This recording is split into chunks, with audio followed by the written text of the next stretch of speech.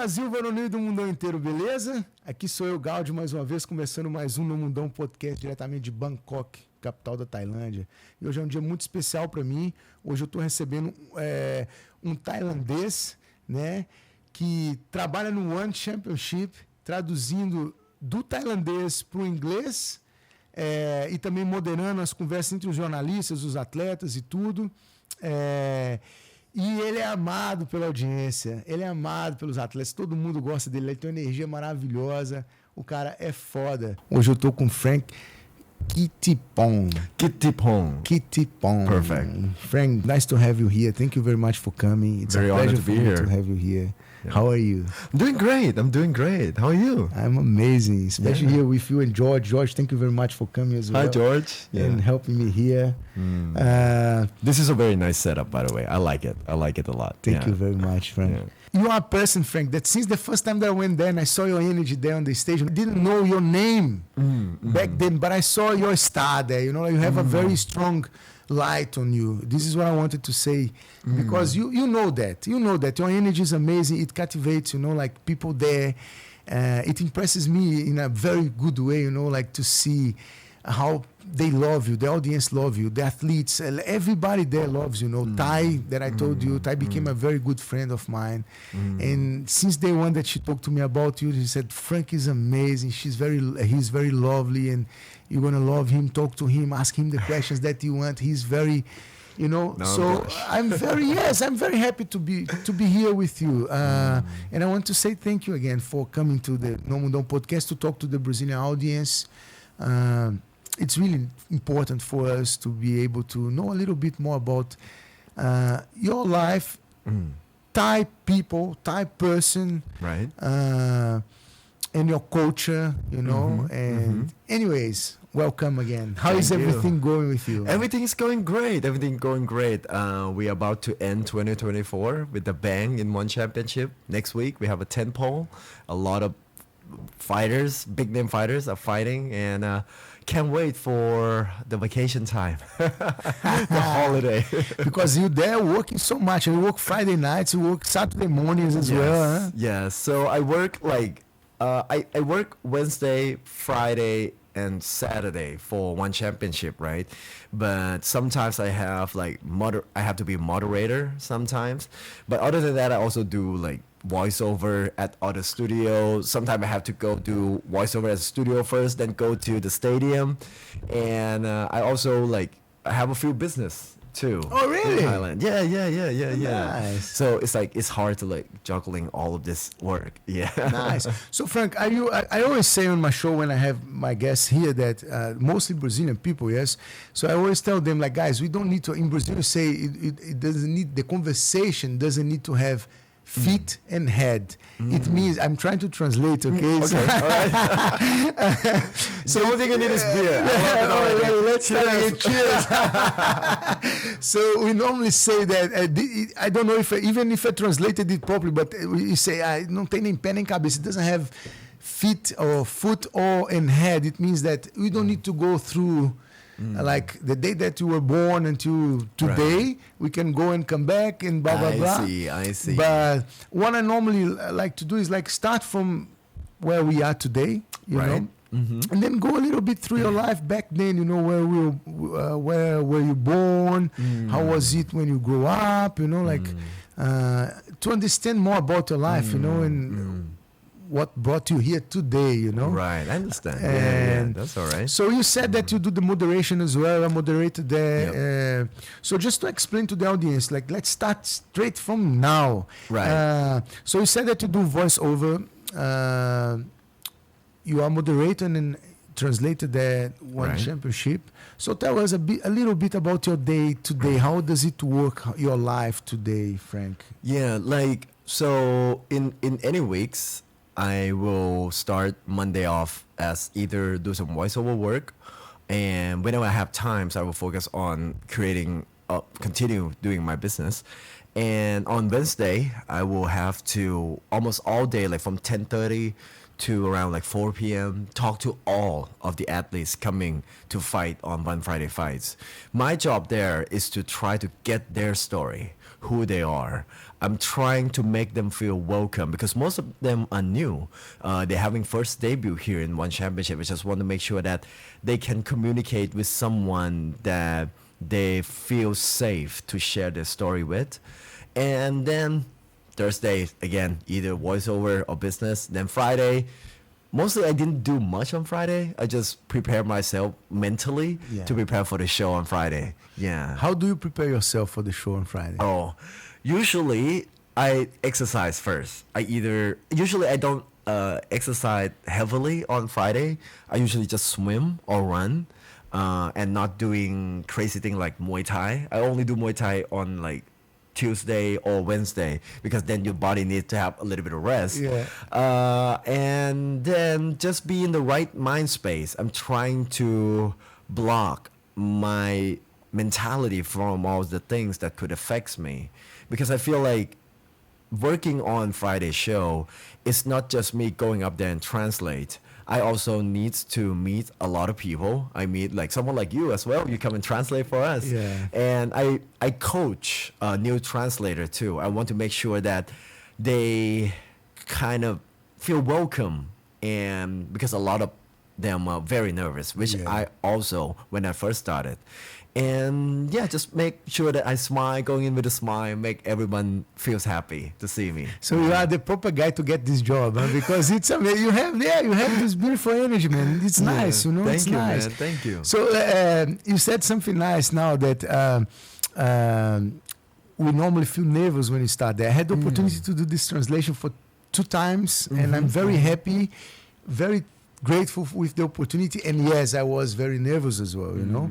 So you said how many times it took you to feel more comfortable and not get that nervous? Oh my god. I remember it took me almost 3 months really to feel doing comfortable. every week. Doing every week. Here's the reason why. With One Friday Fights, it's the first time ever for One Championship to have a weekly show. And the team that works there also the Thai team as well. We work with Channel 7, we work with BC Taro, and there's a lot of moving parts. And I'm just a completely unknown to the team.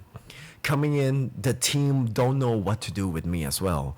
Actually, the first time that I was there, I'm don't even sure that I should go up there and translate what I should do, right? They told me to come here and translate. I never see, I research a little bit, but I don't know the feeling or what I should like interpret to be out. So, and it's a lot of back and forth with the team in the first couple of months but the team said that I got it since the first week. They said, yep, you're going to be here. But then in my mind, I feel like, you know what? I don't like myself there. I have rooms to improve. And so it took me around 3 to 4 months. And then I got used to it. Yeah. And then you became like a mirror to all of us that we are getting there, yes? It's nice. And another good thing, Frank, that as you said that you are the guy responsible to coach the new translators and everything. Since day one that I went there, what I felt, not only on you, because you are this guy that we've said before, there's this amazing energy, that everybody there loves you, but all the team, at least the ones that I met, you know, they are very nice too. You know, they welcome you really well. You know, and it's very good. The atmosphere is amazing there. Huh? It doesn't. It as much as you feel like, oh, I'm getting to One Championship and I'm going to translate to the like over 190 countries, if I'm not mistaken. Huh? 195. Yes, you see. There's a pressure, there's this kind of thing, you know, you go live to this, but the whole atmosphere make you feel like very comfortable, you know, even though you are excited, nervous, anxious sometimes, you know, but you feel like welcomed, you know, like it's really nice. I really enjoyed being there. One Championship is different. It's the best work, culture, and environment I ever been in. Nice. And I'm trying to took that energy and just spread it out to everyone. I want to make sure that everyone feels happy. I want to make sure that, especially with the translators, which I have to kind of coach a little bit, I want them to feel welcome, that you are part of the team.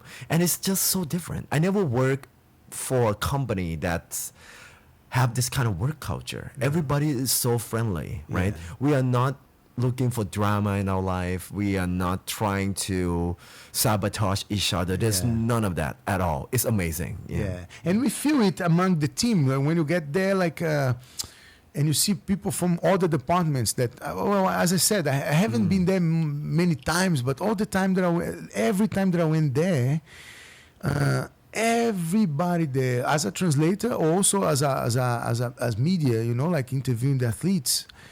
Every person that I met there was really friendly, welcome, you know, like, and I could feel it, like I felt nice since day one, you know, like even though anybody knew me, who I am and what I do and blah blah, everybody nice, you know, the atmosphere is very light, and I imagine that it's not that easy to see in a place that involves like exposition. You are exposed all the time, like to the media, to athletes, you know, like it's very nice, man. It's very nice. And how is your work as a like the voice? We're gonna show it later, huh, Frank? We're gonna show it because I was like checking your Instagram and I saw so many nice things there, man. How is it your work, like when you put your voice and you give your voice to many different kind of things here in Thailand, and how does it work, and how do you feel doing that job, man? I love doing voiceover, and when I was a young kid, I always have this kind of deeper voice, so I think like, yeah, you know what, this voice can get some chicks. And then I learned how to make it deeper to the point that I can actually start to jobs. Getting some chicks. Get some chicks too. Absolutely. and then I started working as a voiceover artist when I think my first gig is in 2017. It's been a while now. And then I improved myself. I like to do voiceover work because I feel like I can express sentence to have feeling. Like I can make feeling out of something, right? It used to be like static text. I can make it feels reliable. I can make it feel exciting. I can make it feel sexy. Yeah, and I love doing voiceover. It's nice, huh? Very good. And, nice. And normally, how does it come to, like through a studio, through some? How does it work? This kind of job, like in general. So there's so many. There's a client that knows me. Sometimes they want me to record from home, and some clients that prefer me to go to a studio that they book. Like next week I have to go to another studio in Bangkok, and then just spending my times there. Every time that I'm in the studio, I have to spend like 3 or 4 hours to make sure that the client sometimes might want to change the script. And sometimes the client would just send me the script and say, hey, Frank, can you give us a quote? And please send it from home. So I have a studio set up at home as well. Oh, nice. And do you have like a director there that directs you? And Not at all. I think that's funny because most of the clients really trust my judgment. And I don't have a lot of clients ask me to redo. Well, not a lot, there's some, but I feel like when I read the script, just tell me how you want it. You want it to sound like this is trustworthy. You want it to sound exciting. And then I go through the script like, okay, this word has to go higher. This word have to bring it down a little. And no one's there to direct me at all. Yeah. Nice. But when I'm in the studio, yes, sometimes the clients will say like, yeah, we just want only this part to be like a little bit more longer, to take more time with that word, something like that. Yeah. Nice. Frank, what have you studied to get to this, or how did you come to this world? When I'm in high school, 2006, YouTube just first launched. 2 weeks ago, huh? 2 weeks ago, yeah. And then in 2007, I come with a group of friends, and then we do a dubbing for a movie, but we make it very funny. And then we start doing that. and we enjoy doing that. Oh, back then YouTube doesn't pay us money. We just want to do it because it's so fun.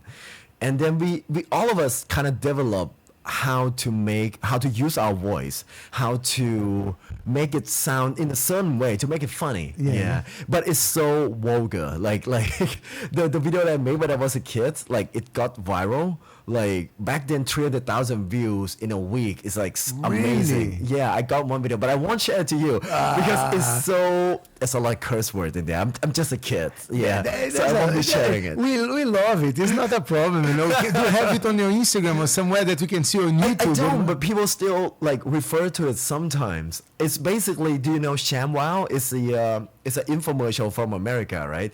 And this like amazing cloth that can cleanse everything, absorb everything, and I do that in Thai. And I do it in such a funny way that it got like 300,000 views in a week. Amazing. Yeah, and it blows up. Yeah, it blows up. Really? Yeah. We want to see it. Come on. Okay, maybe. But then you show it. I'll try to keep it apart from my professional life now. Okay. So I understand that. I will not insist, okay? Yeah. But if you want to share it. Yeah, but well, I mean, like, we can, if you go to YouTube, we can show it. Yeah, if you go to YouTube. Should we do it now? Or yeah, let's do it now. Let's do it. I can also send to you, because you have to type this down in Thai, though. Okay, right. It's very nice. I'll send it to you on your Instagram. How about that? Okay. Oh my God, it's got 1 million view. I didn't even check on it. 1 million view. 1 million view. Amazing. Yeah. As you can see, like, it's got a lot of people respond to it. Nice, man. But this is, oh my God, 14 years ago. I can't believe it. As I said 2 weeks ago, you know. Like Yeah. 14 years ago. I'm old. Okay, right. Come on, friend. It's because of the beer that you gave me. I'm able to share this. Let me put in that camera there. Yeah. But this is in Thai, though. You probably won't understand. Yeah. Wait. Let me put it. Oh, what happened? Guys, there's one presenter in Brazil that says, "Who knows does it live?" You know, and then that's what we're doing. We're doing it live, so I don't know where they That is my channel, by the way, the Beauty really? Studio. Yeah. Let's go there. Let's go there. Let me subscribe. Don't. I forgot the username and the password for it. Oh, really? So you cannot get... I can't get anything from it now. Come on, Frank. Let's message them and ask them for... So now let me go back here to...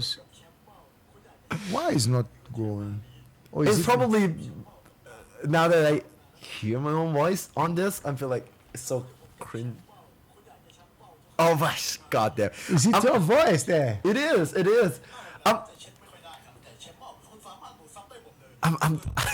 Do you know what I'm saying right here? No, tell me. I'm saying something about jacking off and using this Really?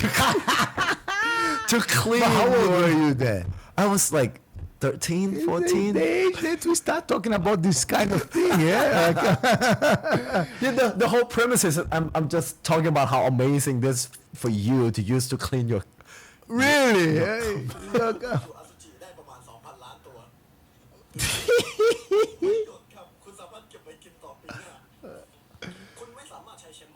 Oh my God, I'm so embarrassed. we love it, man. We love it. Yeah, I mean, like, even in my TikTok nowadays, I think some people recognize my voice because this used to be very popular back in like 2007, 2000. I can't remember what year is it. 14 years ago, and some people recognize my voice, and I'm trying to say, hey, it's not me. So now you try to... Because hey, the client that I have now is mostly banks, insurance companies. Oh, so yeah, so this is I'm another trying to kind of... keep it apart. Yeah. Nice, man. Very nice. So I started when I have a friend in college who his family organized futsal tournament here in Thailand, and they looking for someone to replace the old announcer. So as a kid, I was like, yeah, I'll do it. And I go in and I use my voice announcing like name, like "Go for Thailand" by player number 5, and followed by their name, right? And I start doing that, and it's the same thing. I bring the energy like I bring to like one championship. I start yelling so loud, people likes it, and I feel like, you know what? Let me try to audition I know a couple of studios here in Thailand. So I start sending them emails, say, hey, I'm the announcer for football too, and futsal tournament here in Thailand. I would like to, present myself and work with you.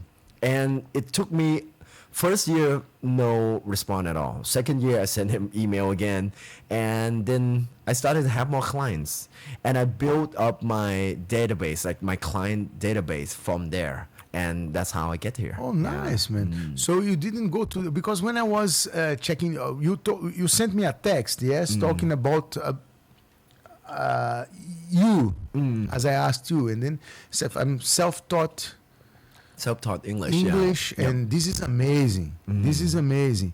And today you work being a translator, and this is amazing as well, because being self-taught in English and working as a translator, and you are, I don't know how to say in English, because you are there being the voice of the athlete, being the voice of one, being the moderator of...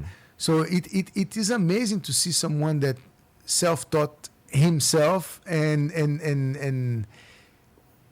live doing this today. You give this message, and as you said about the text, you have to give the energy of it. You need to give.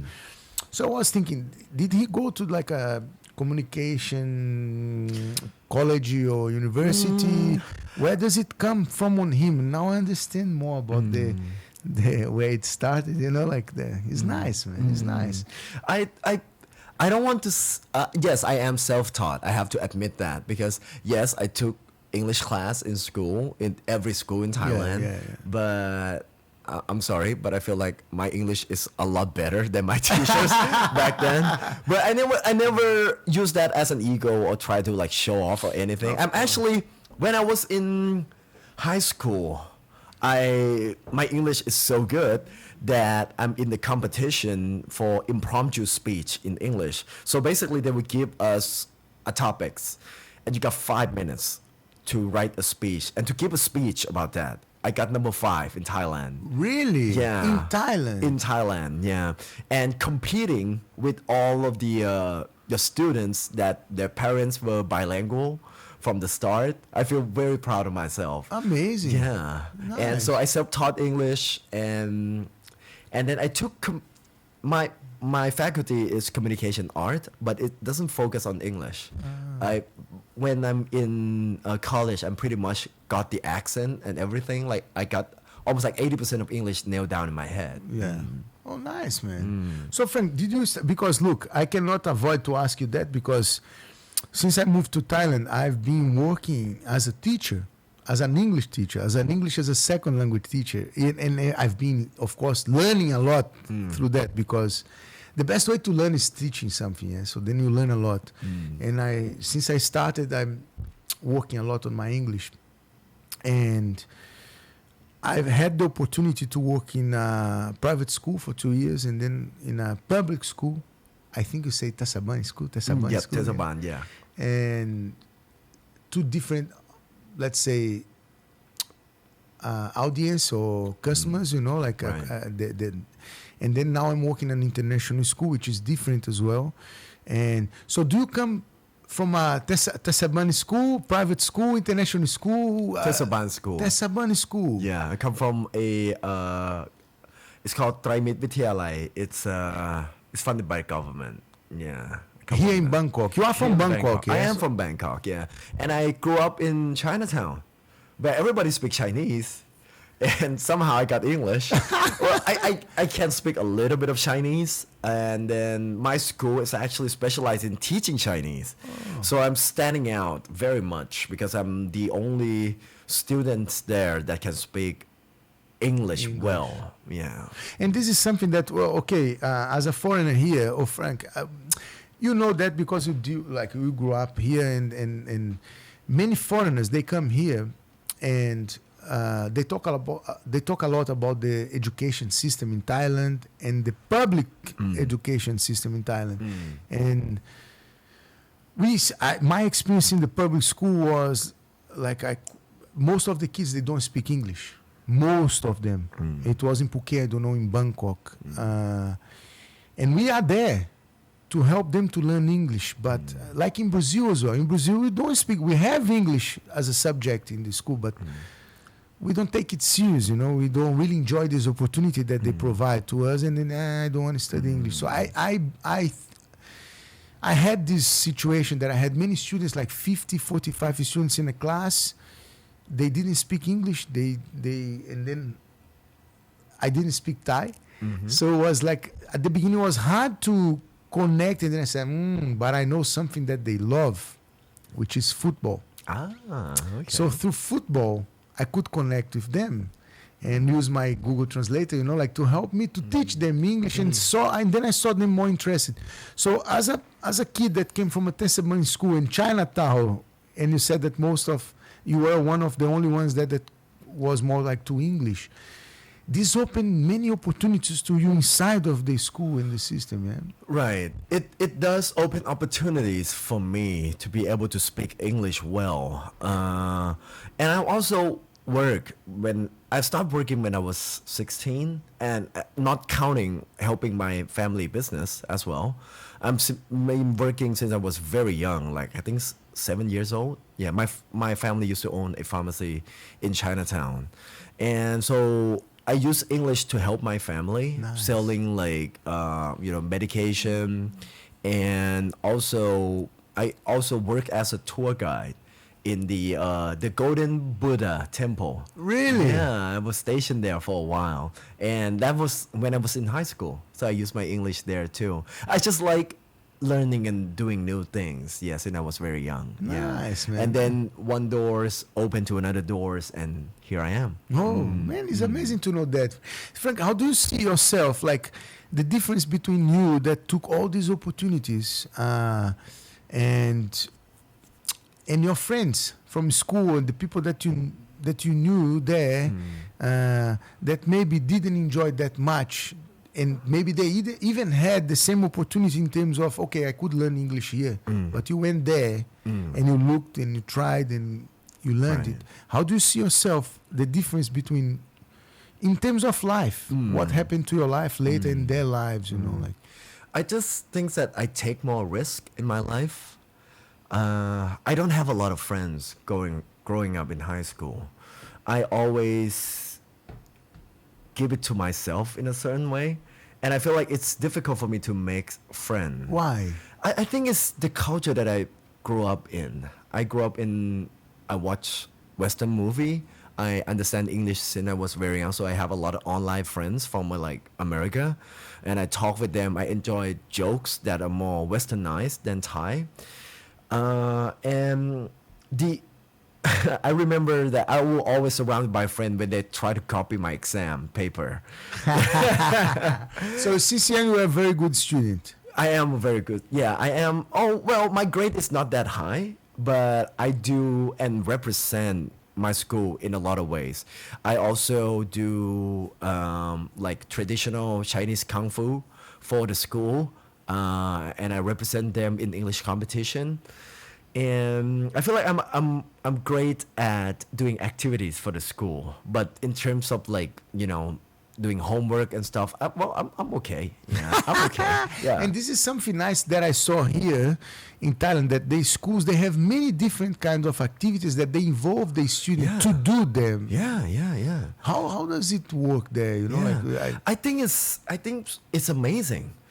I don't know what about other countries, but I took every opportunities that I can get or I can try in my school life, no matter it's high school or college, because it will teach you something that you cannot learn from a textbooks. It will teach you how to be organized, how to be a critical thinker. Yeah, and I think that in Thailand, there's so many opportunities for young kids to take this opportunity and grow inside of it. But unfortunately, well, I don't want to say unfortunately, but some students doesn't take advantage of it because they don't know the true value of opportunity. But how does a guy like you, very young, because you are talking about the young Frank. Frank feels fine. Frank felt fine back then.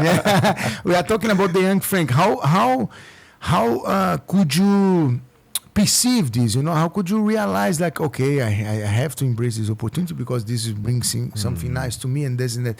Did you have someone in your family or some older person, I don't know, someone that could guide you and show you the importance of being, how can I say, attentive to this kind of situation? Inspire me to take it seriously, right? Yeah. Actually, open your eyes, to embrace opportunities. It's the opposite, actually. Really? It's really the opposite. I grew up in a very abusive family, and my father used to be a politician, and that's why I don't like to use my last name quite often. And I actually ran away from home when I was younger. Really? Yeah, and I grew up alone. And so growing up in a very toxic and abusive family, seeing them make wrong decisions in their life, and just make me want to say to myself, I won't be making the same mistakes as you do. So they did open my eye in a certain way by showing how bad you can be at making decisions. So, and I've never feel connected with my family. I feel like I'm always growing up like alone by myself. So then I see these activities and opportunities as a way for me to escape my family. Yeah. You see how interesting it is, Frank. I don't know, even you see, I didn't. That's the thing. How do you feel talking about it? Is it okay It's for fine. you? I'm asking you because then we can go more on that or not. You know what I mean? Like, if you see me or talking to me about this like 4 years ago, I wouldn't be saying a word about this.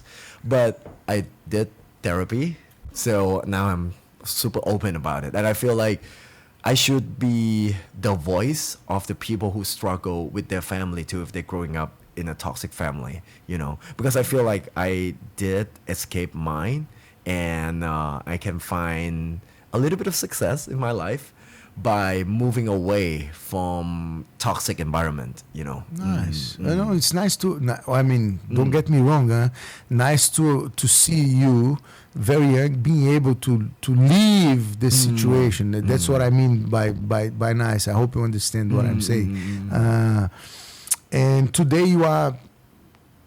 you cope well with it, like you yes, do. I am very much. And yes. do nowadays you are okay with your family? You have contact? No, or I have zero. I have zero family and relatives. I have no one.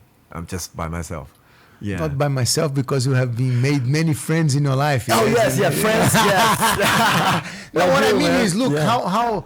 Because honestly, you told me that, and I got a bit surprised. Why? Because I'm telling you, I saw you receiving so much love from people there. Man, I can see it, and everyone talked about you with so much love. I didn't expect that. You see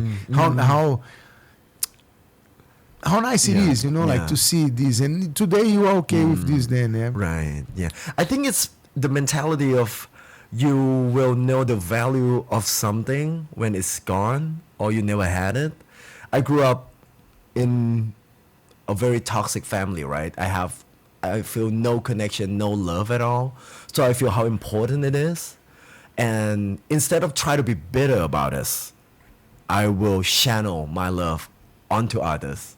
When you started talking about your life at a very young age, that you said that you start learning English and helped your family in their business and blah, blah, we know that here in Thailand is a very touristic place. You said that there's many opportunities for young people and for people in general. And you see so many people that when they learn English, they can help their families in their family business, the little shop and this and that. How do you see Thai people today and their lives here in Thailand in terms of how do they enjoy the tourism and the foreigners that come here to live in Thailand and to explore in a good way Thailand, I think if you are young kids growing up with your family who have a business that has anything to do with tourism, speak English is a must. It's not something that you should learn. It's something that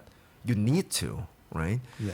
And I feel that in Thailand, we speak English almost like everywhere for the foreigner. If foreigner want to go somewhere, they usually will be people who are super friendly and nice and be very open and wants to help the foreigner. And I like that part about Thailand, that we are so welcoming to the foreigner. But then there will be some foreigner who doesn't behave themselves well here in Thailand as well, right? That's a lot of them. A lot of them. And I felt that to be able, I have one issue with tourism here in Thailand, is that I think that we rely too much on it. Or I think it's a good thing that a lot of money come from tourism, right? Bring more money into the country. But I see a lot of Thai businesses that thrive on tourism. Instead of improving, they just keep relying on new customers. And I think that's a problem. It's that they just have someone to keep feeding them money and they're fine, right? Look at COVID. So many businesses went bankrupt, right? And I just want people to realize that with the money that you earn, especially in tourism, you should use it to develop, which the younger generation now realize that they will not make the same mistake as their parents. And I see a lot of development around Bangkok. Like near Chinatown, there is this soy called Nana, and it's become more popular with like bars and stuff. You can see that people taking, the younger generation taking their culture, embracing their culture, and creating new bar and cafe, and to have a certain look and style to save the traditional style. I really like that. I like to see that. Nice. You said something really important. I feel it as well here. Like many foreigners, they come and they try to they don't treat people well. Yes. They don't behave well. And I think they think that they come and they are in the country and they don't respect the social and the cultural difference sometimes. But we are always welcomed here. You know, that's the thing that I see a lot, and I think we should enjoy more. You know what surprised me and impressed me a lot? When you go to 7-Eleven, there's a line or queue there, like 10 people, you know, and we come from our countries, you know, like so impatient, and you look at your side and the Thai person is there like waiting the time. Sabai, you know, Frank, this has taught me so much, man, to see. I really appreciate your country, your culture, what I know from it, and the way that you guys take life, you know. Frank, look, we spoke a lot about, not a lot, but we started, not a lot actually, but we start talking about your work as a translator, moderator, that one, and then you said a little bit about your work as voiceover. Yeah. Is it how you call it, like voiceover? Voiceover artist would be would be the correct term. Voiceover, which is normally an actor. Yes. It's in the professional sense, we like to call ourselves voiceover actor or actresses. Okay, you see, and you said that you are also a businessman. So tell us a little bit about your business. Right. Actually, it has something to do with what we discussed before about education. I have an education business. Unfortunately, it doesn't go well. We have to shut that down. But I have other business in the making. I'm not sure that it's going to go well or not, so I don't want to share that yet. But I can show you a little bit about my previous company that I recently, unfortunately, had to shut it down. If you go to my Instagram, I can show you. Yeah, for sure. Let's do that. It has something to do in education field. It's called Playative. Yeah. And how did you go to the education? Why? Why did I go? Right? Oh, yeah, Instagram. Yeah. Or you can just type in playative.com. I still have the website running. I remember that day very well. Okay, a little bit more. Okay, go up a little bit. Okay, the picture on the right. It's me holding that. Yeah, it's the fat version of me. And if you go to the right photo, go to the next one. What, 3 kilos more? No? Yeah, 5. 5 kilos more.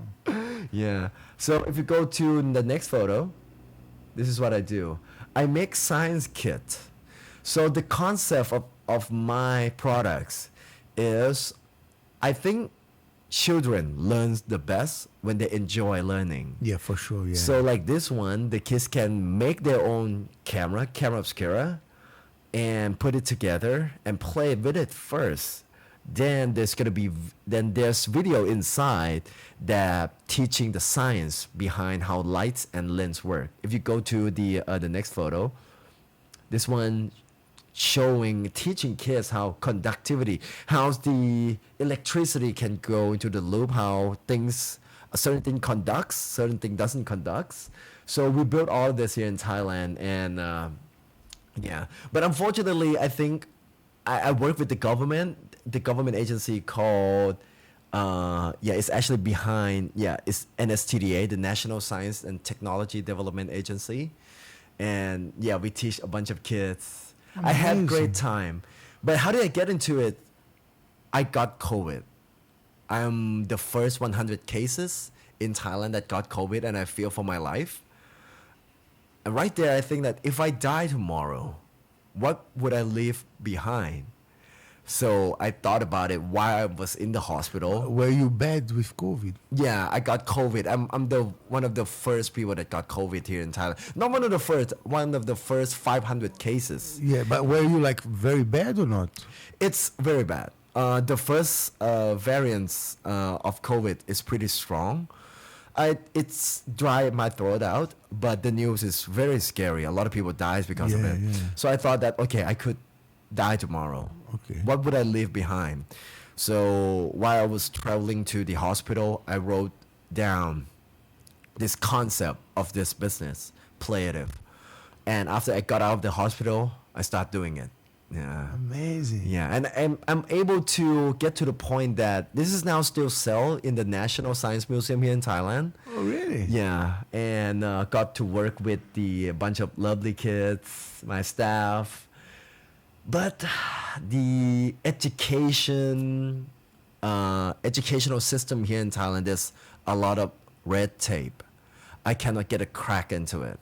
So we cannot really bear the financial, we cannot bear the expenditure that we have to do. So we decided to shut it down and do something else, you know.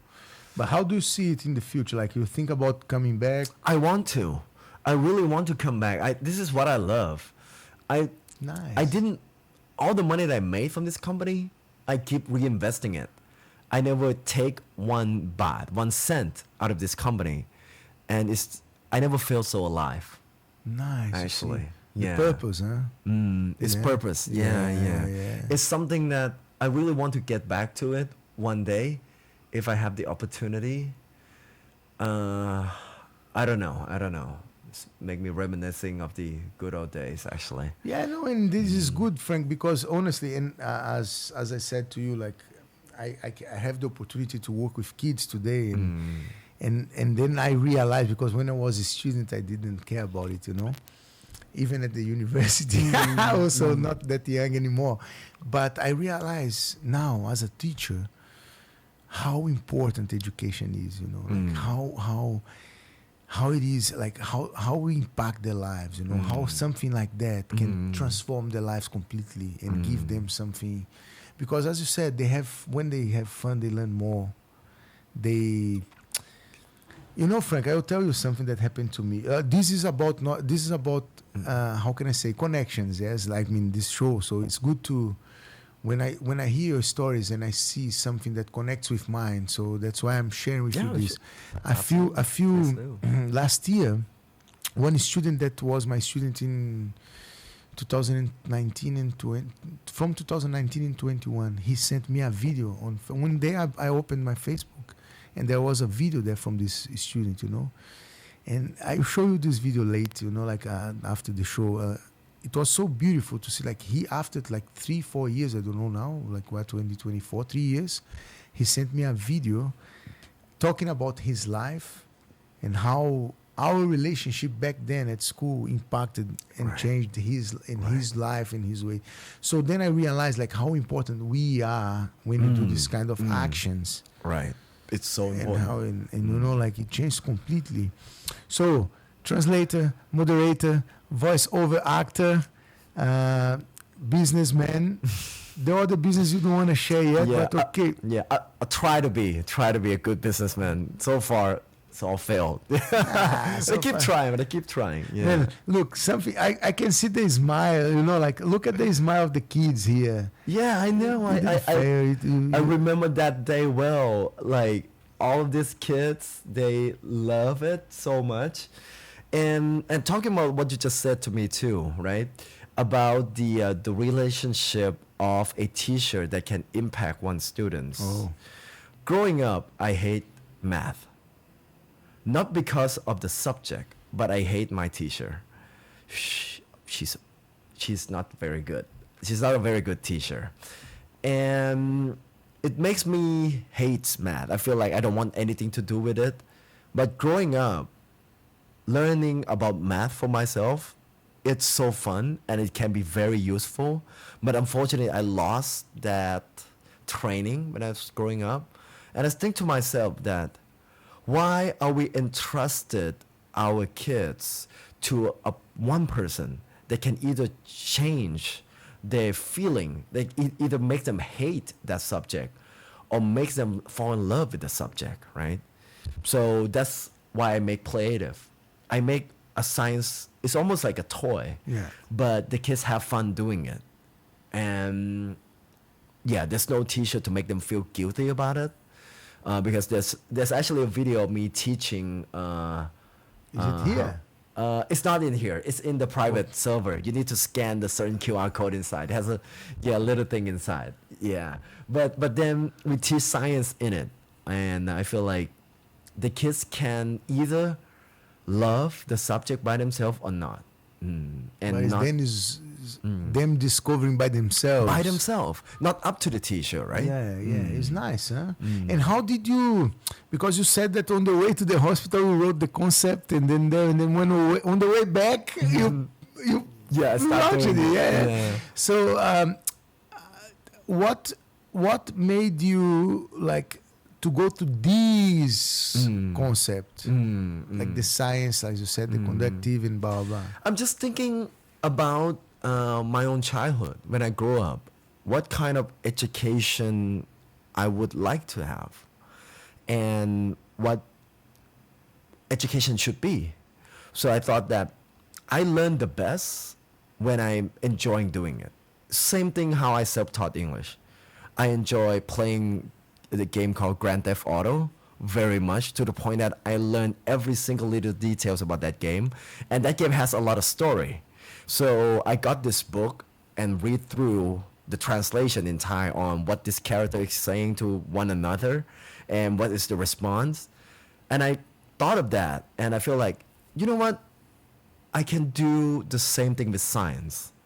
So it's very hard. We design all the products like ourselves, totally, and made here in Thailand. So then we took a certain concept, like how electricity works, how the atmosphere around us works, and try to make a toy out of it. And connecting that toy with that subject later.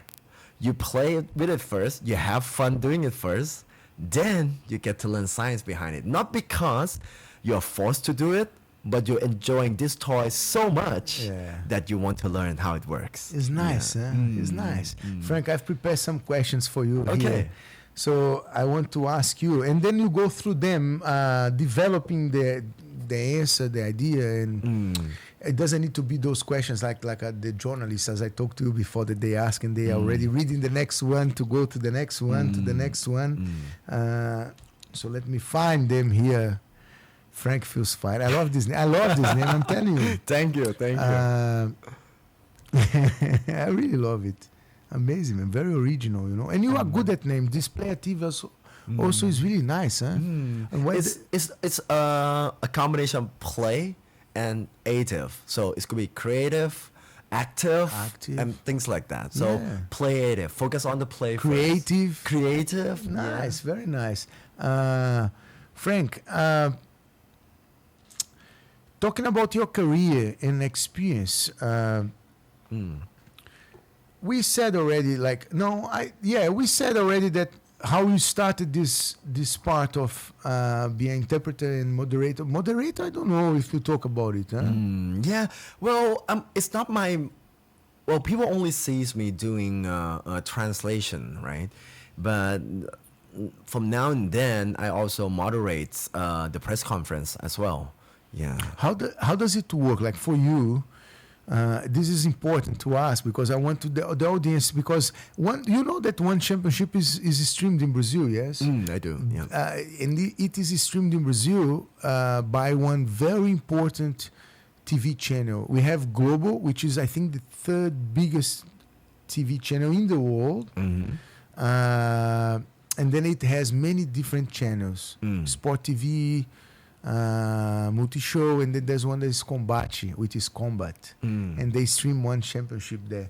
And for us, Brazilian audience to understand, how does it work? How is your work as a moderator? What does a moderator do?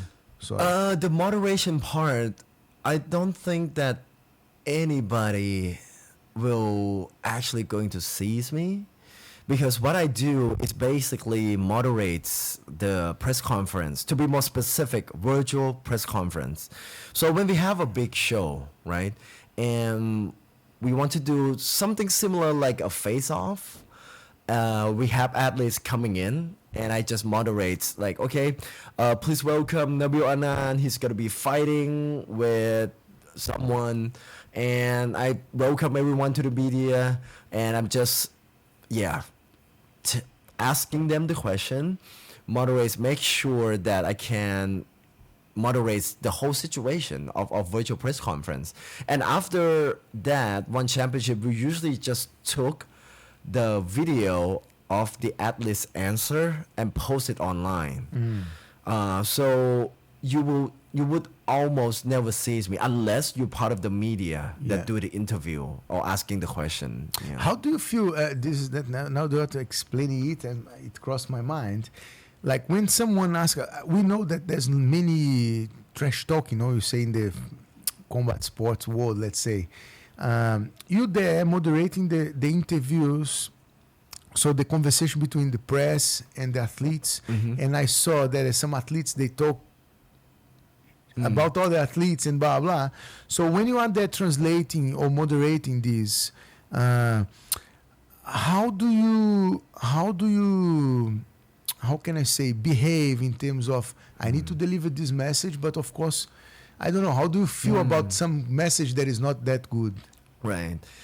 That's part of the job as well, is to make sure that I try to translate like literally everything, but sometimes the athletes, they will mumbling, sometimes they go back and forth with their own response.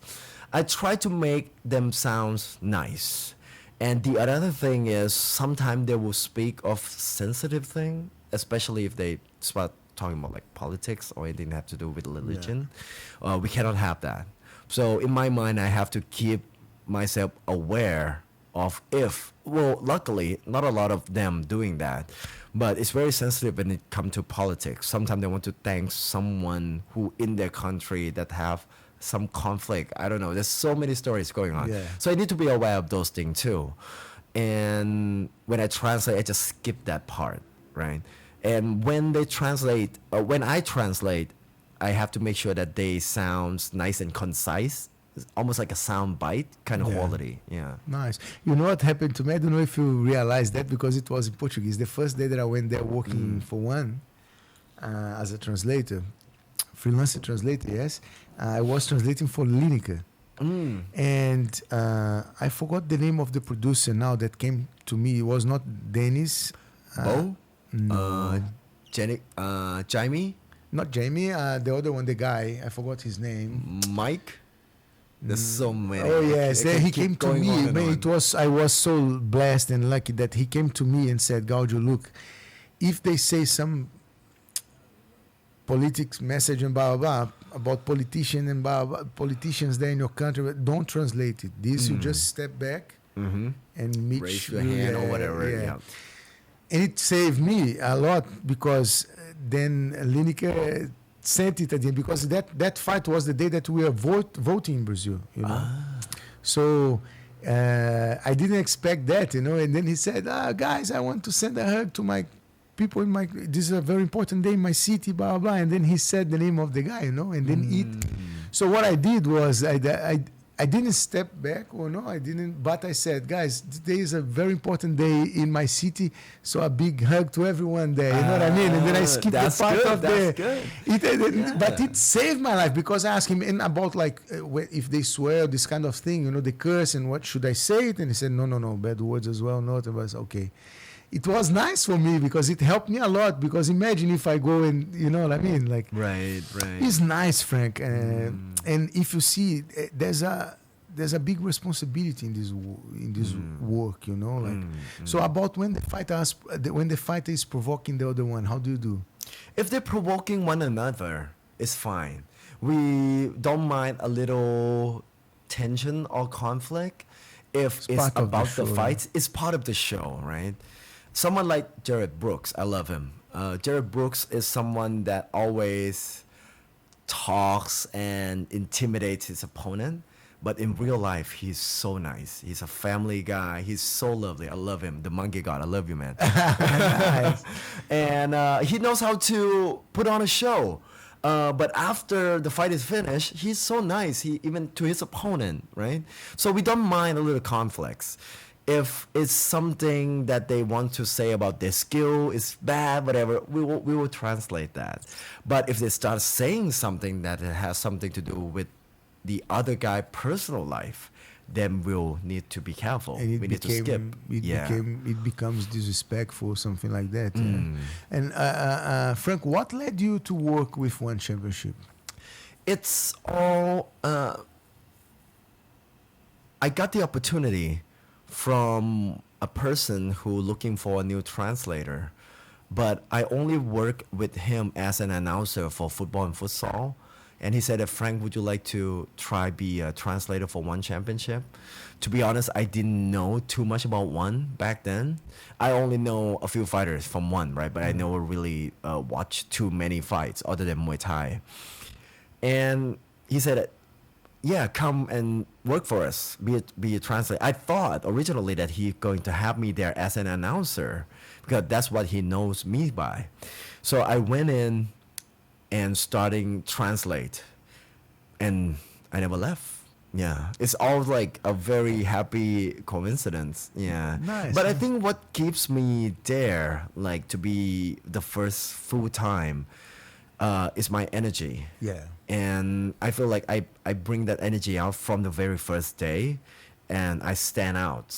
So then the people start liking me. Now it's become like, many people say it's become like the icon, which I feel so honored to be called that, the icon of like One Friday Fight, or it's even nice, mascot. You know, I like the word mascot. Yeah, you know, mascot is a nice word, man. It's something that there's a lot of affection behind it, behind this word, or through this word, you know. But I almost quit though. Really? Yeah. Why? On my second weeks in, I thought that my translation job is so bad on the first week, because to be honest, I never worked in anything that had to do with translation at all in my life.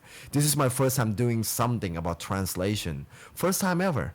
So I felt that I don't have what it takes to be here. I almost quit the second week, but I built up my courage to continue doing it and keep learning, because like I said, the team is, I'm pretty much an unknown, and there's a lot of tension, especially the first couple of months. But then I got through it, and now here I am. So it was about your insecurity in terms of, do you feel insecure or not confident in terms that what you could deliver, or it was about just I don't like, or you didn't like or didn't enjoy doing that? I just feel I enjoy doing it, but I just feel that I might not doing as good of a job that the audience deserve. Yeah. So I almost quit, but luckily that you see. I built the courage and stay, and you know, I fight through it. Yeah. And you see how today you became like this icon, this mascot, this mirror for all of us that are there working there. You know, it's nice to see that. Frank, what are the biggest challenge of live interpreting at sports events for you? I would say the uncertainty, the unpredictableness of everything. We don't know what the fighters is going to say. We don't know what Mitch or the commentator gonna ask, and that part is very difficult. But the second thing is to take what the answer from the athletes, and you only have few seconds to make it sound nice. So you have to be super awake. You have to super like hype and be ready for whatever they're gonna throw at us and translate. Because sometimes we don't have an earpiece, right? When we go up there to translate, we have to rely on the speaker in the stadium. And sometimes in Lumpini Stadium, the crowd cheers so loud. It's hard for us to hear them. The atmosphere there is nice. Huh? Yeah, the atmosphere is nice, but it making our job a little bit more difficult, which I think is very challenging. I like that. But put it all together, right? You need to listen to the athletes. You need to, few seconds, come up with a proper answer. Few seconds needs to deliver it in a nice sound bite. It's very difficult. Yeah. And sometimes, I don't know, for example, if the athlete talk like a long conversation, for example, and then at the end, how do you filter how to translate? Oh, I need to translate this or that, you know, and the question as well. It's very dynamic, huh? Very dynamic. It's very difficult. Just you have to remember everything. I try to translate 100% of what they trying to say. Because you cannot really translate words by words because they going back and forth all the time. Sometimes they are tired. Sometimes they're mumbling. Sometimes they meant to say something but they accidentally say something else. So you have to know the context too of what they're trying to say. It's a nice work. It's very nice. It's Very the rewarding. energy is like. Is there a memorable, funny moment that happened while we were interpreting or moderating? And look.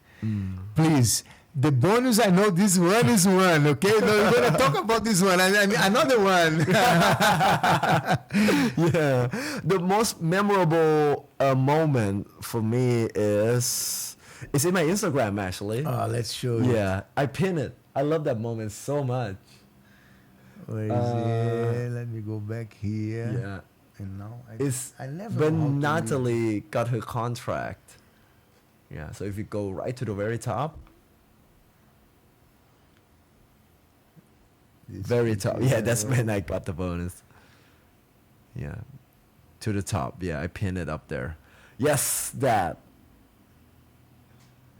That moment, I gave Natalie 250,000 baht, right? And right after that, she got a contract of $100,000. Really? So she started hugging everyone. And I love this moment of me trying to continue translating when she holding me and pushing me back. I love this moment so much. Amazing. And the photographer was amazing, huh? The photographer there is something else. Man, amazing. I love this moment. I love that day, man. Yeah. Frank, it's really nice to see like how when you do something nice, and this is important when you said about the voiceover, and you said like I try to bring the energy, so you give life to this kind of thing, you know, like how do you feel like when, for example, your energy is high, okay, but when you get there, then you get a fighter that the fighter speaks in a more like calm way, not very energetic. How do I deal with that, right? I mean, I wouldn't try to express the feeling, misexpress. I would try to express what they're trying to say or express out. If they're tired, right, then I would smile and say and translate what they say. I wouldn't go in and try to express to make them feel like they're, exciting all the time, because that's not real, right? That's not authentic. Yeah. And a part of it is to be authentic as well. Yeah. You don't want to, like, if you say something to me, right? If I say and then you just like have a very monotone about it, I would just smile and say it. But if you're very excited about something that you're going to say, then I'm going to be super excited for you too. And if you're sad, I won't be standing there and exciting about the sad news that you are going through. I will be respectful and be calm too. That's it, because your job there is also to give imagine the energy that the feeling that the feeling, I like this word, that the fight is feeling with that moment. Yes, Right. it's nice, and you do it really well, Frank.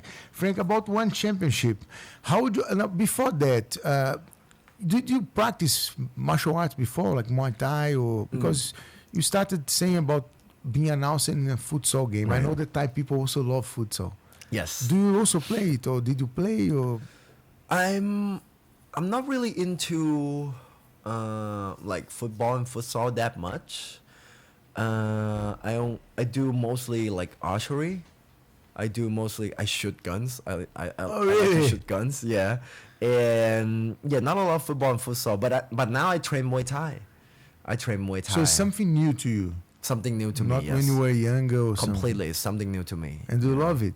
I love it. I love it Nice. so much. Yeah. And how do you think, like today, you practicing it? Like, did it come? Of course, I imagine then that one is or your job there is a huge influence to you to start practicing it. Yes. Yes. Is there some fighter or something specific that happened that inspired you to start practicing or not? Oh man, there's so many moments that makes me inspire me to start training Muay Thai more seriously. Like in my first year with one, I trained like once every few months of Muay Thai, mostly just to do content, right? Sometime one championship asked me to go out, talk with the fighter, translate, make a show out of it. But the moment that makes me, I would say it's not actually coming from the fighter. Can I say it's because of Chatri? Really? Yeah. Nice. It's been a while that Chatri is saying that Muay Thai has changed his life and it teach him discipline and completely, when you have discipline, right? You will do something whether you want to do it or not. Yeah. It's part of your routine. Yeah. And I want to have that in my life as well, to have an anchor to my emotion. So I start doing Muay Thai. I'm more inspired to do Muay Thai because of Chatri than anyone else. But definitely a lot of fighters that I like makes me want to learn like special moves, like especially the super leg and super bond using the elbow. Oh man, those shots are beautiful. And it makes me want to I want to use my elbow too. Actually, I still bruise from using my elbow here. I don't know if it's gone yet, but yeah. Frank, how do you feel today working? Because look, I see it, like how these guys are idols here in Thailand. They are idols. They are icons here. So how do you feel today working with these top martial artists? And they are like Super Leg, Rod Tang, all of them. These guys are icons in Thailand. How do you feel working with these guys today and being their voice in a certain way to the world? It's such a bless to be to have my position and work in one, and to work amongst legends like this. I feel like I'm very blessed to be here, and it humbled me quite a lot. And it makes me want to take my job very seriously, and it's inspired me to give everything that I have for this job. I want to make sure that they can express themselves to the world, and I'm honored to be part of that. Amazing. It's amazing, man. This is amazing. Frank, which fighters or moments have left the biggest, apart of that, okay, Natalie, you talk already, we're going to get to the bonus part as well, but which fighters or moments have left the biggest impression on you during your time with the organization? The biggest impression on me. And why? I think it's Num Phanga. I remember he's cried after he got that 350,000 baht bonus. And knowing a little bit about him, about he, almost quit Muay Thai, he gone through hardship, he needs to support his family. Like growing up, he has to support his family by doing Muay Thai since he was like 10 years old. I mean, almost all of them that come here and fight on Run Friday Fight, they doing Muay Thai out of the necessity of doing Muay Thai. And I remember Num Phanga breaks down crying, and I feel like, man, this organization changed people's lives. Wow. Yeah. And I'm the man who giving them, I'm not the man who's giving it, but I'm the man who's saying that they got the bonus and they're excited to see me. I feel so lucky, Because they have since they see you, they see you coming. They always my life has changed a little bit more. Huh? It's nice, huh? Yeah, it's very nice. Oh man, this is a nice one. I think. Sorry, what is it like interacting with fighters from different cultures and languages? Because you have dealt with fighters from different parts of the world, right, in different moments as well. So, how is it for you? I think different athletes from different countries bring something different to the table. There's always that big understanding that Russian fighters are great with their hands, and Japanese fighter coming here are all kickboxer. I think it's great to have this mix of different style. It's not only makes Muay Thai better as a whole, but it makes our Thai athletes better too, because they can learn from each other, right? Exactly. What I can do well, you can learn from me. What you can do well, I can learn from you. But do you think that is there this exchange a lot? Why I'm asking you that? This is Muay Thai is not just a martial art here in Thailand. Muay Thai is part of your culture. It's part of our life. Yeah. Yes. So, do you think that this goes like that in terms of exchange? It really really happens like that for the Thai people, especially that they really get more from other martial arts as well. I think they do. I mean, Muay Thai right now is exploding like crazy. Yeah. I would like to believe that one is the reason behind it. Yeah. And yes, it is part of our life. A lot of kids, like I said, growing up have to do Muay Thai to earn some money. But now seeing in the global stage, many fighter wants to come to Thailand and start training since they were young. Like took 𝘍𝘢 Gonzalez, for example. He started training Muay Thai, right? And he fell in love with it. And this kid now speak perfect Thai because he's been living among the Thais. And his English is getting a lot better now too, but he can speak in Thai first before speaking English.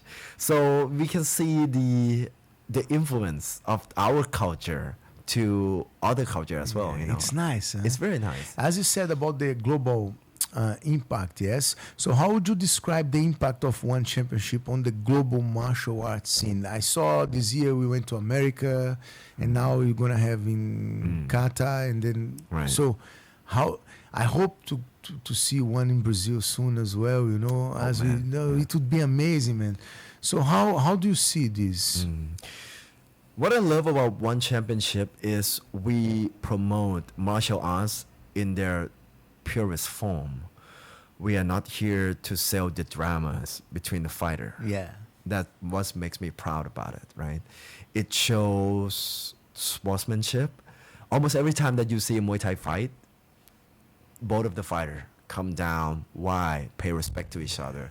That is what's beautiful. It should be a sports like that. Yeah. Martial arts should be something that even little kids aspiring to do, to change their life with martial arts, right? And I think one promotes that really well. Yeah. You really see it after almost all the fights, like you see them greet each other, I think Dennis, after this fight, he went to have lunch Dennis Puig, yes, with it's Yeah, nice. with Botan. Yeah, it's nice to see that. They play soccer together afterward. Dennis is a funny guy. He came here. Oh, he did? Yeah. Wow, okay. He's very nice, man. What are the biggest cultural differences you notice between fighters from the West, like from Western culture and Asian, let's say? Like, The biggest difference is the Thais sometimes too respectful, to be honest. With foreigner athletes, they know how to sell themselves. They're going up to the stage. When they won, we did an interview with them. They will say, what do I want next? Why I come here? They have story to tell, right? But most of the Thais guy, they don't even want to say something bad about the opponent, right? Because they're so respectful. Yeah. It might be contradicting with what I said before about one championship not promoting drama, but the Thai athletes took it to the point that all they want to say is, I want to thank this person, I want to thank that person, thank you for the opportunity. Yeah. And I feel like I want them to express themselves more a little bit. We are so shy. We are just, so keep it to ourselves. And that's the main difference. This is the part of your culture as well. It no? is Right? part of our culture, yeah. And it's good because what is good is if they start changing, saying more about to promote themselves better. You know, it can help them even to change their lives more and more and more. Yeah. I think Thailand, right? People that had confidence to say what's on their mind are perceived as being cocky and disrespectful. Yeah. And I think a lot of Thai fighter knows that because, you know, the comments from the Thai fans are the harshest of them all. They will say something bad about them, you know, all the time. Like, I don't even know why, like, Thai fans doesn't really support Thai athletes. They just want to support the winner.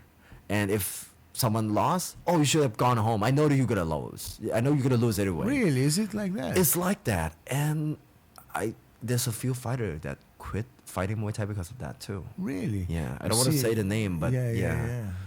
Yeah, but you train a lot, you train hard, you're there not just to win, to compete, to you know, there are many things involved in that, you know, and then because of we don't get this kind of recognition, let's say. You know, Frank, that in Brazil we have a culture like that you say that only the champ that is the one as well. If you get the second place, you don't. Yeah. It's sad to see that, you know, because there's many things involved in a sport, like. Absolutely. Like in this.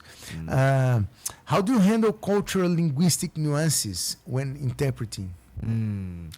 I just... Frank, this is a kind of lesson to me as well. You know? I'm listening to you here and I'm getting a lot here. Huh? I'm just, handling it. Wow. I think I'm just... I don't want to say, but I feel like I've been exposed to many culture. Yeah. Bangkok is a cultural melting pot. Yeah. Right? From every continent of the world. And I'm in that community a lot.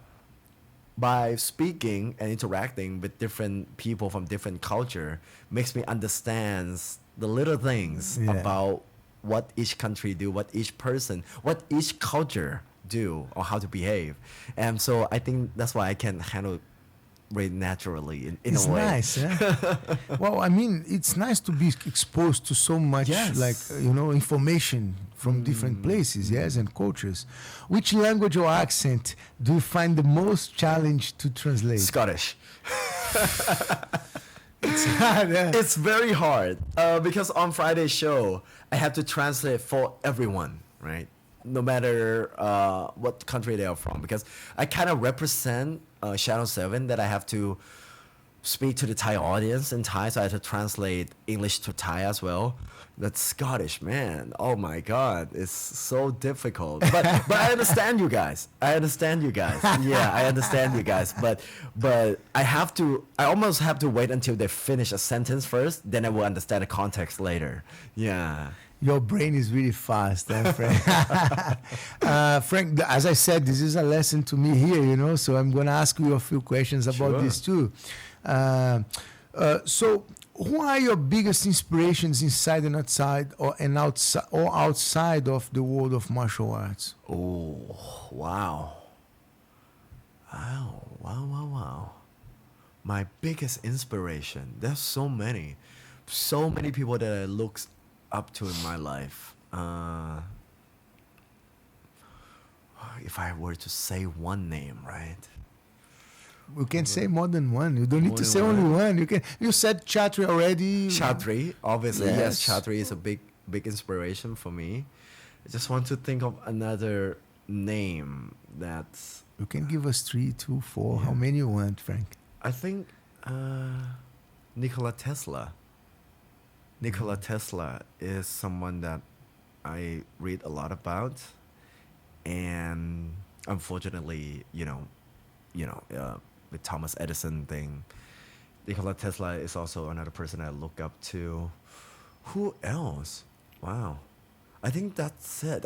There's so many because I'm a big fan of history that I don't have anyone that I can say or even a few names. Like I respect all of them. Yeah. It's hard to It's very hard. It's very hard to choose one. to choose one. I would say Chatri then.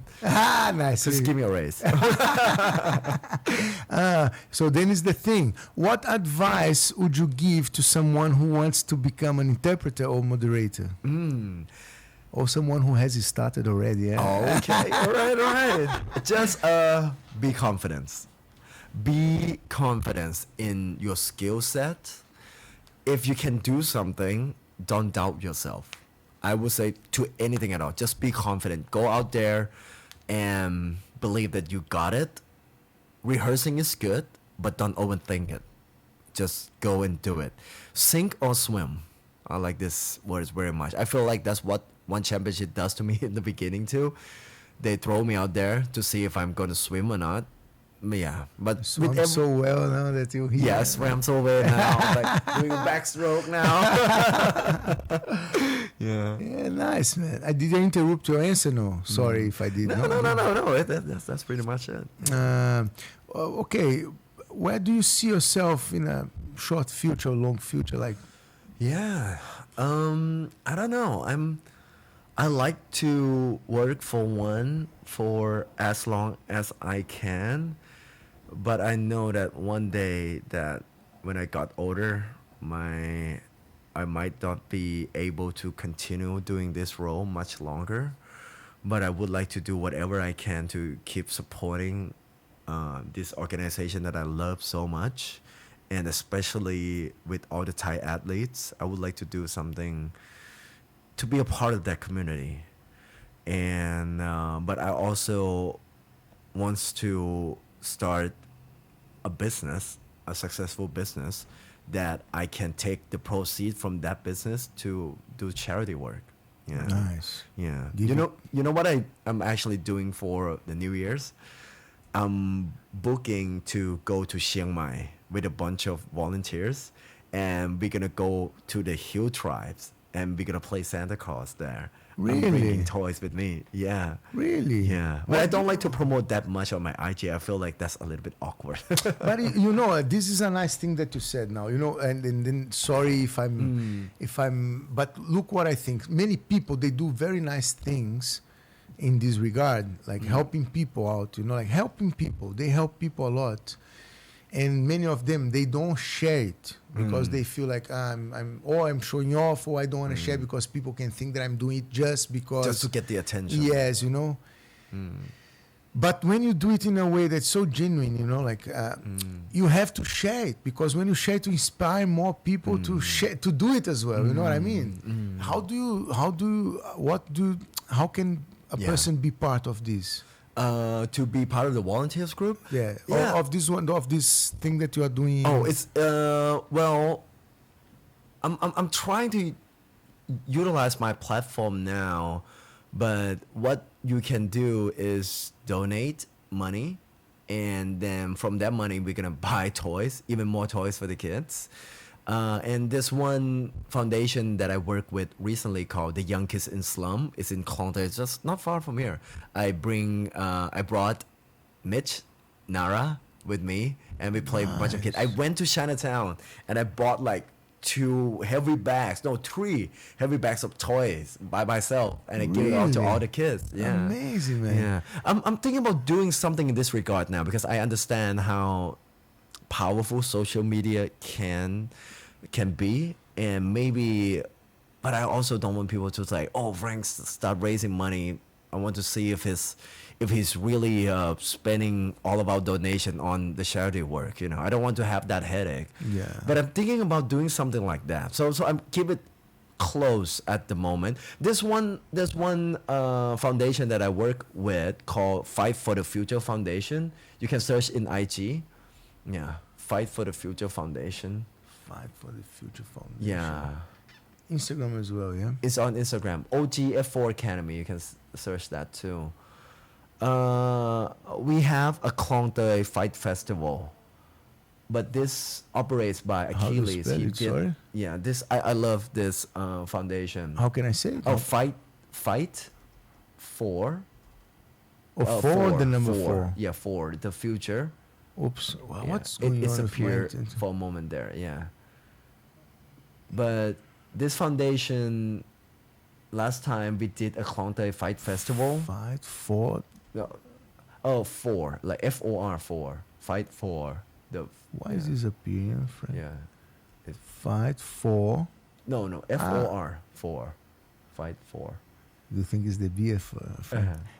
That Okay. one. Why is this You appearing? missed it. Yeah. Okay, just go to my Instagram page. Go to Reels. I think there's one video that I was tagged in. Go to Reels. Go down a little bit. Yes, that one. 𝘍𝘢𝙧𝙖 Fight Festival. Yeah, that one. Yes. So.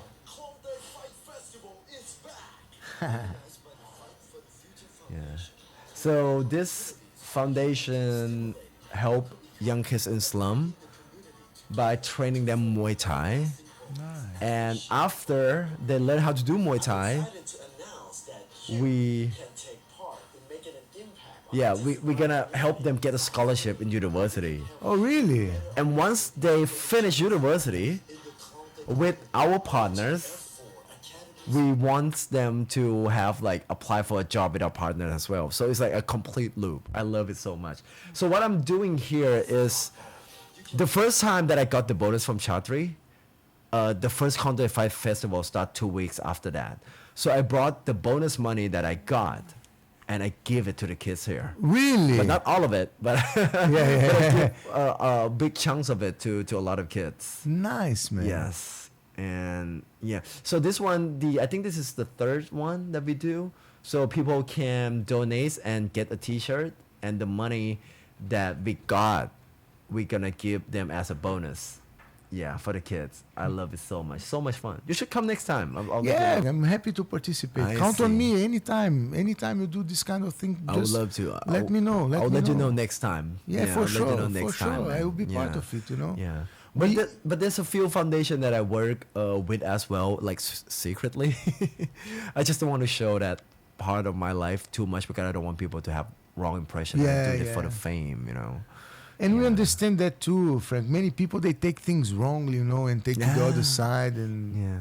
And I feel like I got enough money to support the charity that I'm working with already. So, but I now realize that by reaching out to many people, I can help them even more. That's it. So I'm thinking about doing something now. Yeah. Is this one here in 𝘍𝘢𝙧𝙖 that you said, that you showed me, the one that they train, I don't know, under the, no, it's not under the it's like they train on the, just next to the road, yes? Yes, next to the road is in kind of like sports dome inside. Just here, yeah? Just here, very close. Yeah. There's one fighter that I know, Brian Moura. He doesn't fight for one yet. He's trying. Right. From Brazil. He's training there now. Ah, I see. He told me about this week that he's Yeah. training this. Like he goes there and train there with. I think it's this one. I'm not sure, but I think so. Frank, have you ever had to improvise or solve communication issues during a live broadcast? Yes. Can you tell us a bit about this experience or these experiences?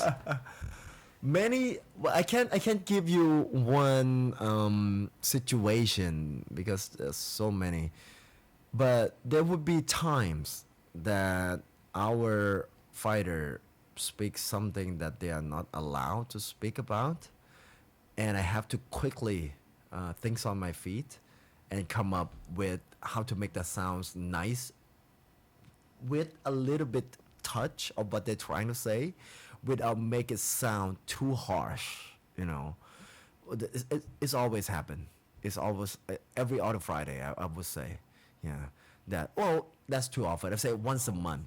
And about the atmosphere, Frank, in the backstage area, how is it? The backstage, the environment Yes. is very friendly. But when 7:30 hits, everybody change. Yeah. Everybody's super focused, tense, and very professional. And we will not accept any mistake. We will not make mistake. We have that kind of mentality. So everyone is so tense with their work. But after that, that's how we perform, right? That's how we bring good shows to the audience. But after the show is finished, everyone's relaxed. We're gonna have some beer together, and we become friendly again. I love that dynamic. It's When nice, you huh? work, you work. When you play, you play. You play. It's Yeah. good. It's good. Eh? So, is there something the audience doesn't usually know about the role of an interpreter or moderator? This is good, eh? Because many people are there cheering you, the fighters, blah blah. But many of them, they don't know what goes behind. Like, is there something there that they should know, they could know, that you think that would be interesting for them to know? Yeah. What you should know? I think there's not really. You already see what's happening in the ring, right? And Yeah. we just going up there. I don't want to compare myself to the things that the fighter has to do to train. Our job, our position is way, easier compared to what they have to do in the ring.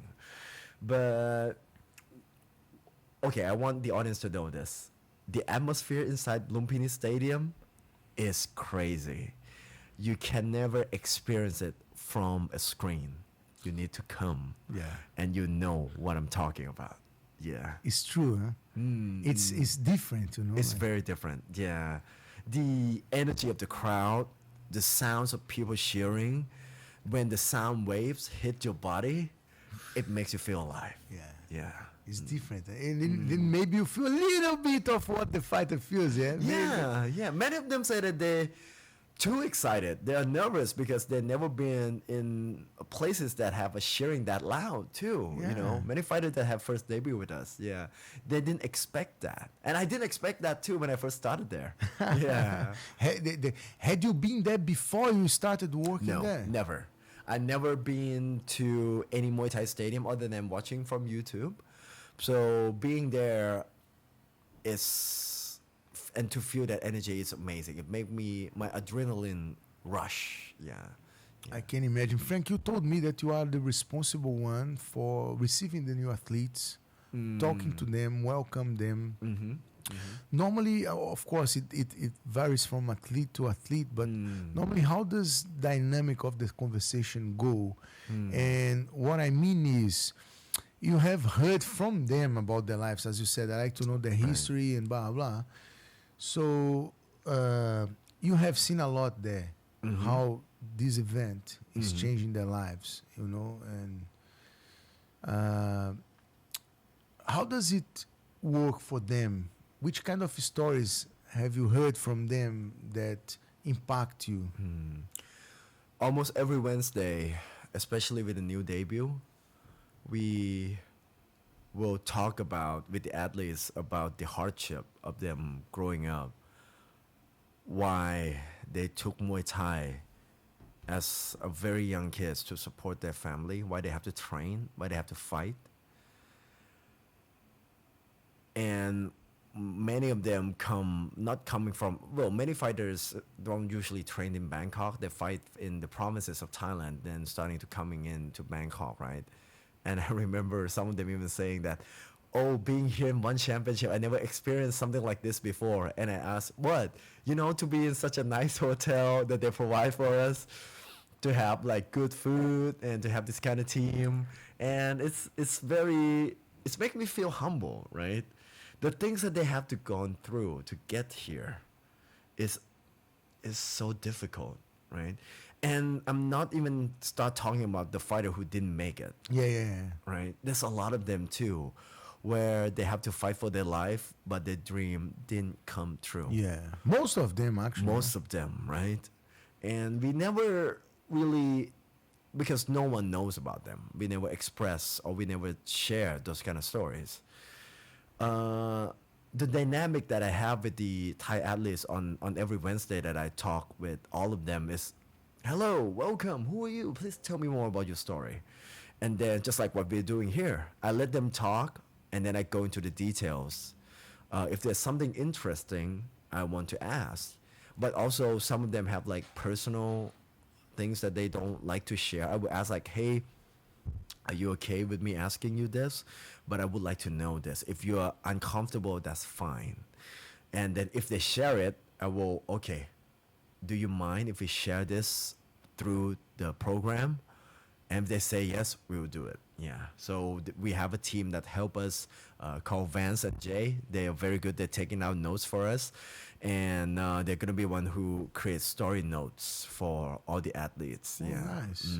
So, and I imagine that when you bring their stories to your life, or do you see many connections in that and points of connections with their lives? And how do you... I don't know, Frank. I think, like, for example, what I see here, like, after talking to you about your life, you kind of become like friends. You know what I mean? Like, and some people, they live here as a friend. Right. I become friends with a few fighters, but I try not to be in that situation that I'm becoming friend with them. Not because I don't want to be friend with them, but I feel like I have a responsibility to separate, because I am the translator who knows so much. Yeah. Because we actually asking them about the game plan as well, right? Yeah. I don't want to be put into the situation where I become friend with someone and they start asking me about the opponent that they're gonna fight. So I try to keep that very separate. But there's a lot of fighters that I admire, but I wouldn't. The relationship that we have, I try to keep it professional with the fighters.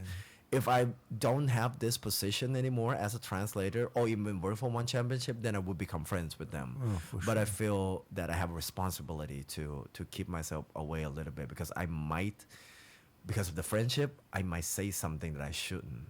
Yeah. Naturally. Because you get also involved in the emotions of the... Because that is nice, huh? Because you're there and then you see them fight, and the fight has this natural excitement. Because, so if you become too much like...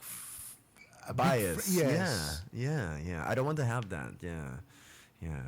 I wish I can do it. Like even when my favorite fighter is on the stage, right, and they are winning or they are losing, I don't show any emotion because I feel like I have to be neutral.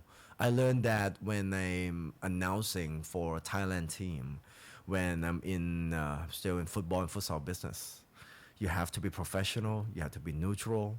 Yeah. It's nice, huh? Look, let's show a little bit about your job as a voiceover. Yeah. Right. Well, there's one Where down should we there start? on the right, One City Center. That one on the right. Yeah, that one. This one here? Yes. So that one I did. It's in BTS right now, the SkyTrain. Oh, really? Yes. So Let me put it in. มาครับเรื่องมันมีอยู่ว่าทางตึก One City Center ครับผมเป็นตึกสำนักงานที่ it's the building that we do the face off, and they want me to do both in Thai and English. อันนี้เป็นครั้งแรกในชีวิตของผมเลยที่ได้ฟังเสียงตัว It's my first time doing voiceover on BTS. This you record at your place. No, at the studio. At the But studio. that video, I recorded in my place.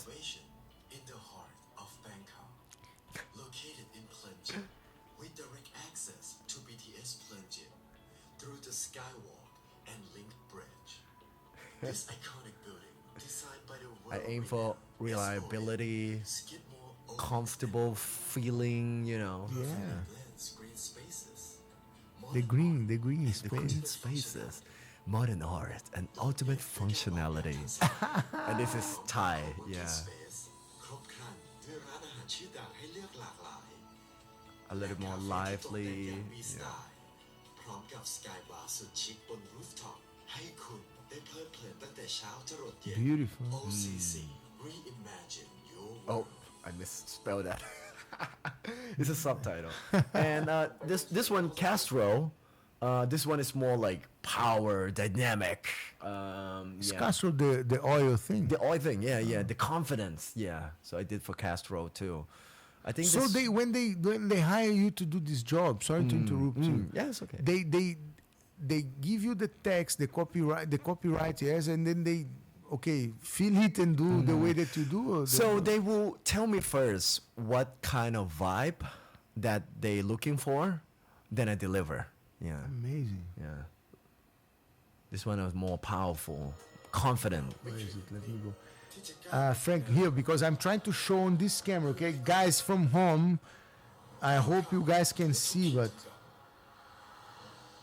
ก้าวข้ามทุกความท้าทายไปได้สุดกำลังไปได้ถึงทุกเส้นชัย nice, man. คาสโตรให้คุณไปให้ไกลกว่าที่เคย If that's in English, the slogan probably be Castro allows you to go further than ever before. It's really nice. And Frank, like for example, do you learn a lot from this work? I do. I learned that these are commercials, right? Yeah. So in voiceover, there's so many projects.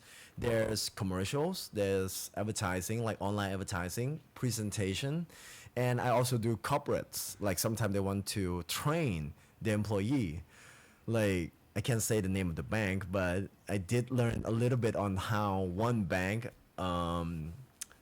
teach their staff, their clerk, to be more, how to say, accommodating to their clients. Yeah. So I like learning about like the little thing that each company is doing. Yeah.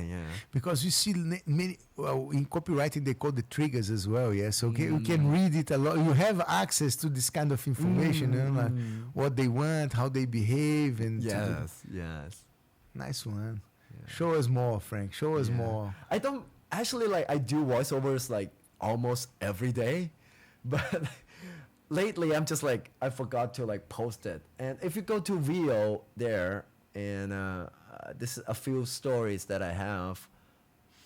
If it comes up, We that have I to come oh, up, okay, I it's don't over know there. where, but let's Yeah. find it here. Where is it? Yeah, this one. is the best, and your dog deserves the absolute best. I watched this one. Yeah. Upgraded our big high protein. So I'm not only doing for like a high-end client, I'm doing it for this one is I'm acting as a Chinese general. He has the power. He has like, yeah. And I did, this is another one. And I did for Emirates. Emirates use my voice every year. Oh, really? Yeah, it's in TV commercial. Really? Yeah. If you go to, I think 1 or 2 story more. If Like you go to the from next. here? Yeah, it's in here. If you click on the story, click once, see what happened. Nothing happened. Oh, that hadn't happened. So I think it's probably gonna be the next one. I think it's the third If you one. go here, do you think you go for this or for I think this it's gonna go for that. So, No, it's for this. oh, this is London Stock Exchange. This is for radio. Yeah. The best minds in tech. Join us at LSEC, London Stock I think now you recognize your voice if I'm passing somewhere and I listen to this, like it's nice. Sometimes like I man. hear my voice outside, I feel so awkward. Oh, shit, that's my voice. How do you feel? That's it. Let me stop this a little bit. Wait. Yeah. Okay, tell us. How do you feel when you are somewhere? And for example, I know that there's some awards there that you as you said, you gave your voice then.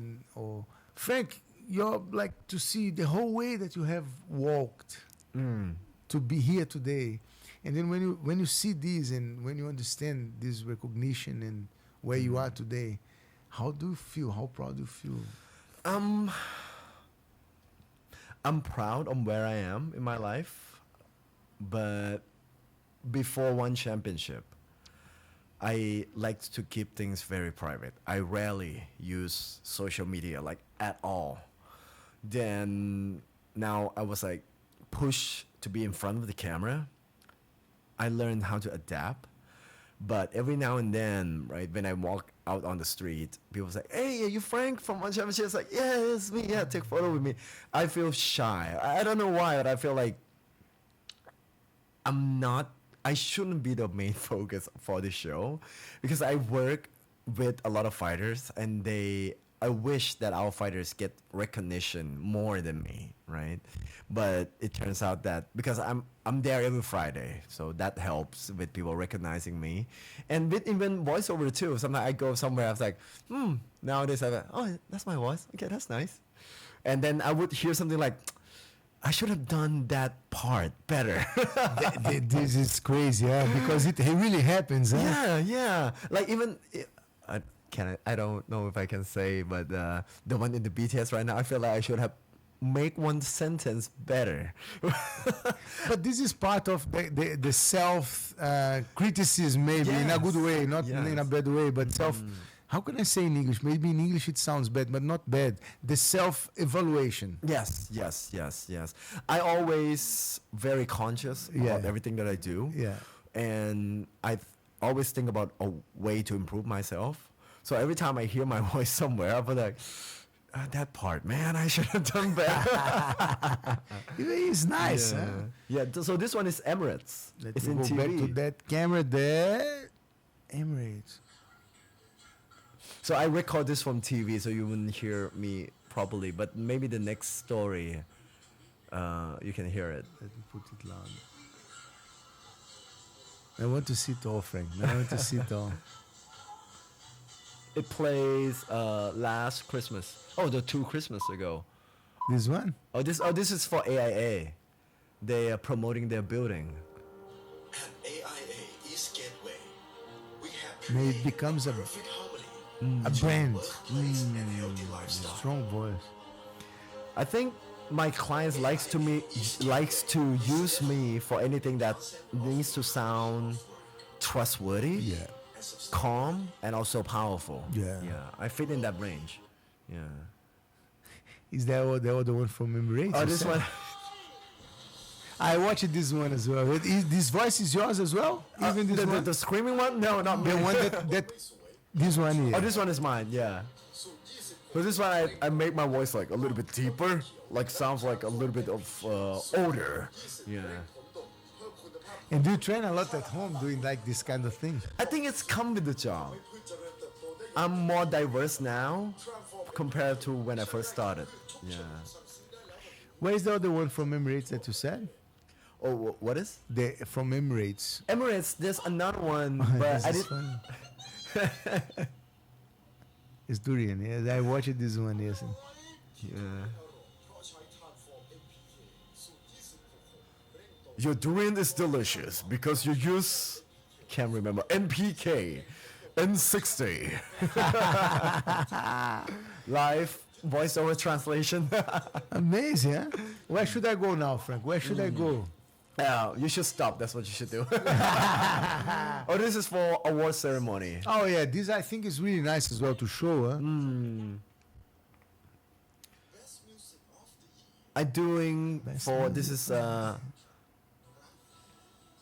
so this is like how do I say, a very smooth. I have to be very neutral with every songs and artist name that I have to say. Yeah. Yeah, because you cannot. This must be hard as well, huh? Is it hard to do because you cannot show in your voice some preference of because they are.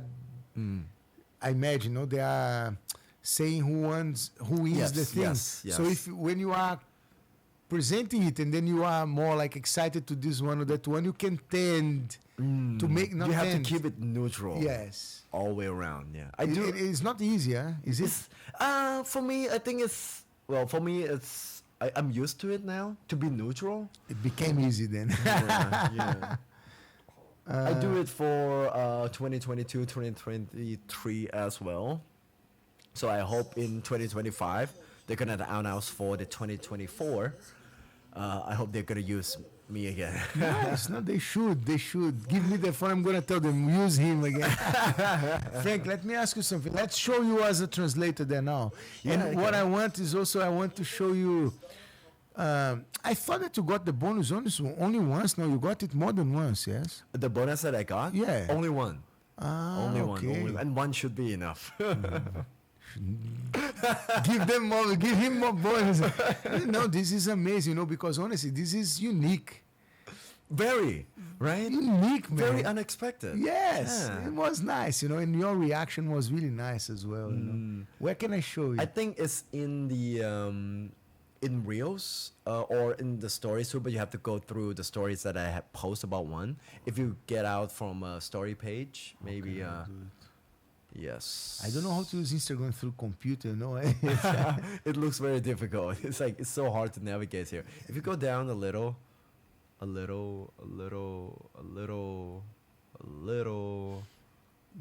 man. Oh yeah, that one go up there. Yeah, This one the one here? that I'm another one up there. The Oh, one yeah. So look, this one I want, guys. Look, you guys at home, give me some minute. I'm gonna put it like very big here. I'll try my best, friend.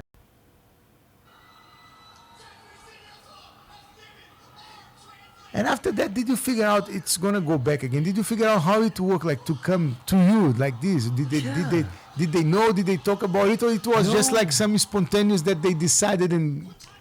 So Chatri said in the interview that he just feel like, you know what, I like Frank and he deserves it. He's gonna give it right there. And as you can see, I'm so confused because I didn't expect that, like at all. And it got like 3.8 million views. I remember when I got it, it became viral all over the world. That that translator It's nice. gets the bonus. I'm really appreciate that. Look, Lobo, Porque Fight Club. Lobo is I like these guys a lot. Lobo, he Yeah. came here to the podcast, and now I see that he liked it here too. I gave my like as well. This is amazing. Frank, how do you think that your life has changed since you started working for One Championship, man? Oh, tremendously. I felt like I'm grown a lot as a person. I am more confident with the things that I'm doing or the things I'm about to do. But this job, most importantly, gave me what's the word for it? In English or in Thai? Clarity. I would say clarity. I would say clarity. Why I say clarity is because it makes me conscious about the situation that I'm in and how lucky I am to be born in a family, middle class family. I was luckier than most of the fighters that are here, right? And makes me humble, really humble, and makes me want to really give back in any way that I can. Yeah, as long as I can.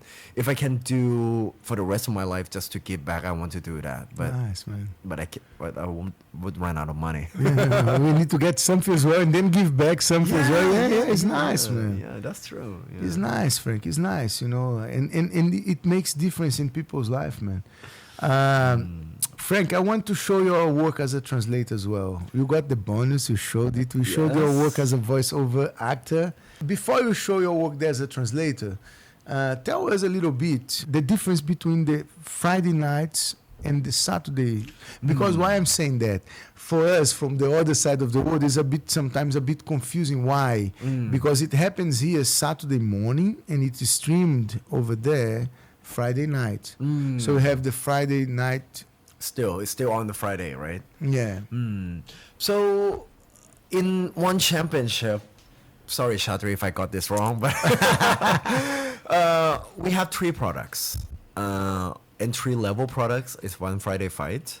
Is when most of the non-contracted fighter come to fight to earn a contract. Then we have One Fight Night where the contracted fighter will fight in this show, which we partner with Amazon Prime. And we have the highest product is 1 followed by a number. Like the next one we're going to have is 1170. So there's 3 products there. And when we have one fight night, we have one fight night usually once a month. But one Friday fights primarily focus first in the Asia zone. So we start at 7:30 p.m.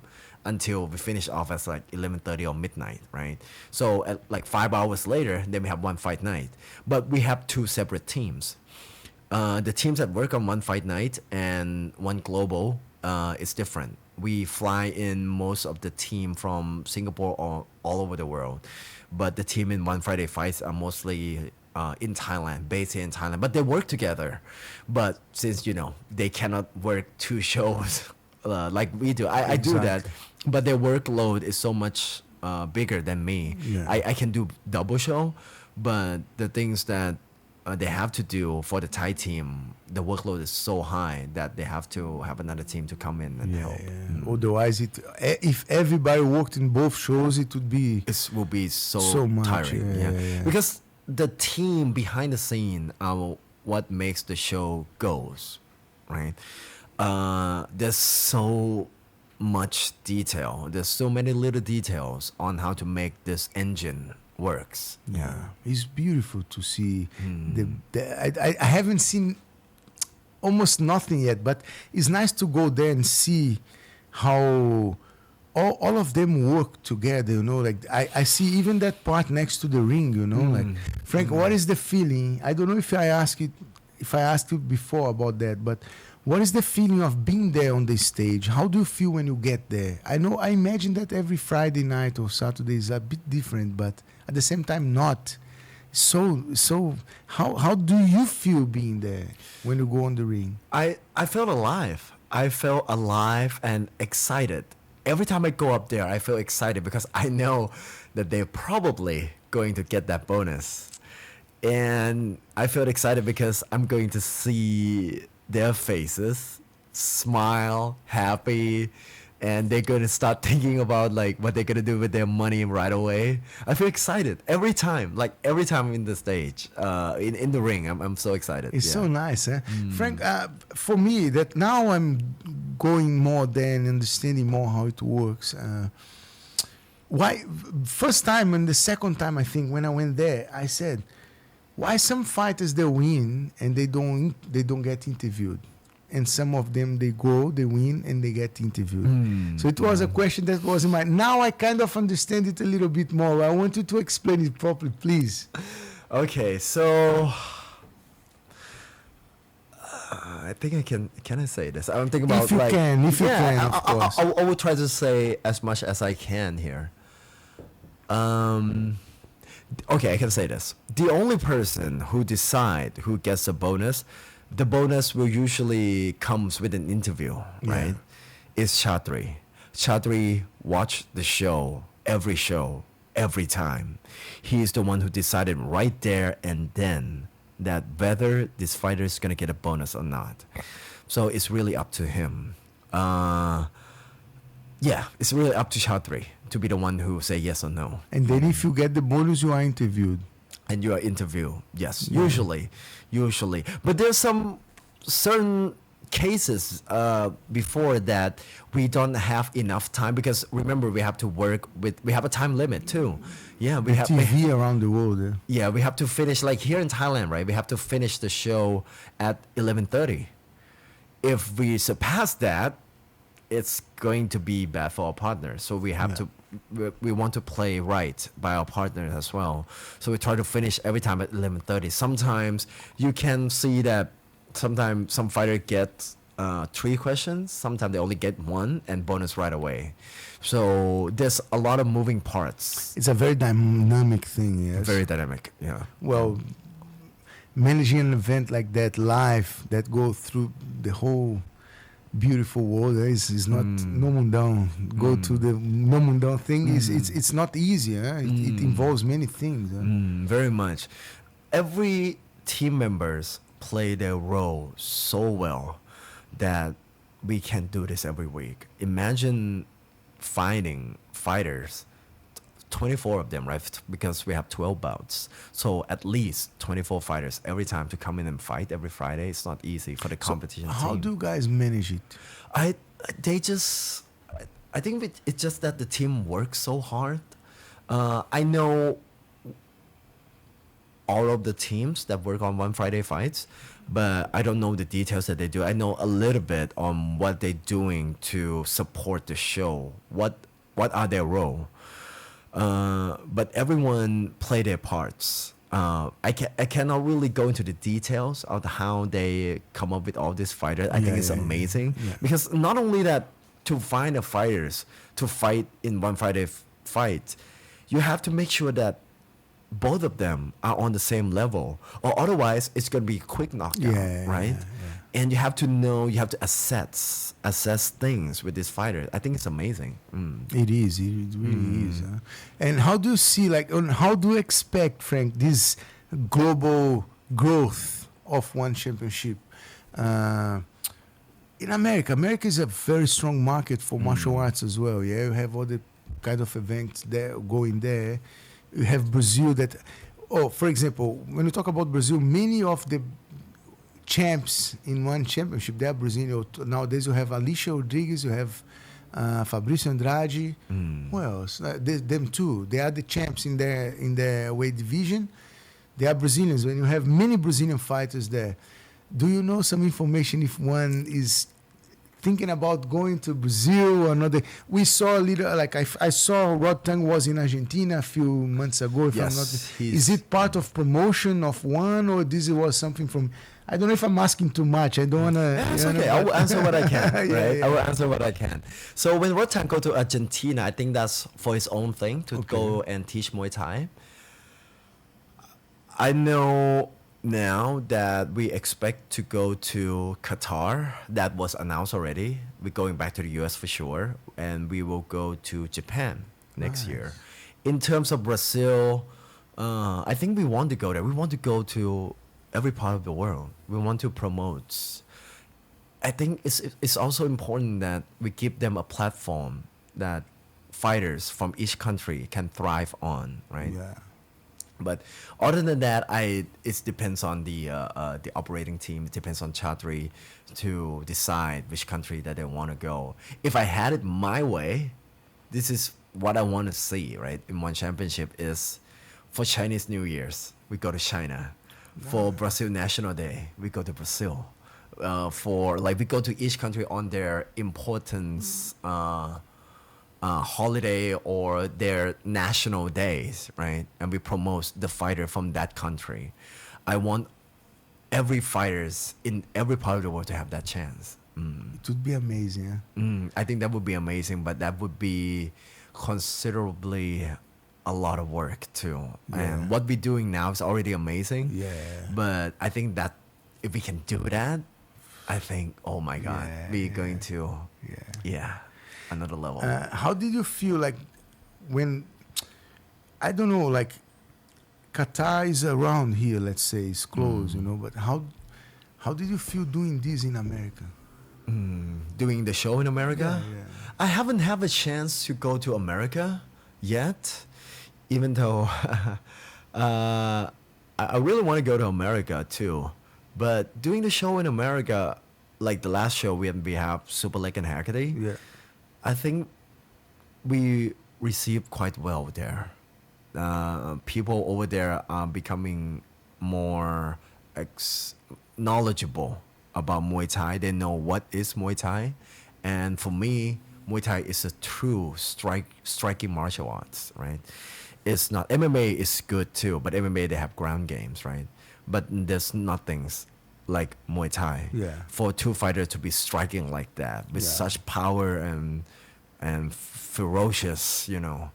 And I think going to America is very good. It's a very good way for us to promote this into, because America is one of the biggest markets in the world, right? The GDP is one of the highest. So I think it's great for us to go to America. Yeah, that's why I asked, like, when I said, how do you feel, it's like as an event, you know, that you are part of, like you are there, part of them, how does it, and I don't want to ask information that, you know, like you couldn't deliver, you know, but I think of that like as an event that you have fighters from all over the world, like or many different countries, you know. I wanted to ask Chatri, like, how does he see, or how does one championship see this movement of expanding throughout the world? You know, like with Muay Thai, it's nice because it's not only Muay Thai. Muay Thai is part of your culture. It's really amazing. Like, we're spreading the culture around the world, but also it's about MMA, grappling, and all of this. It's unique. Very unique, yes. So how do you think working in one, again, I don't want to ask any... I will answer what I can. You can ask. But you can ask. how do you see the event? How do you think the event sees it? Like this global... How do we like expand? Yes. Yeah. I think, as Chatri always says, it's day one for us. So with the success that we have, Chatri is an amazing person. He always keep us on our toes and really show what we are doing here. We are changing people's lives.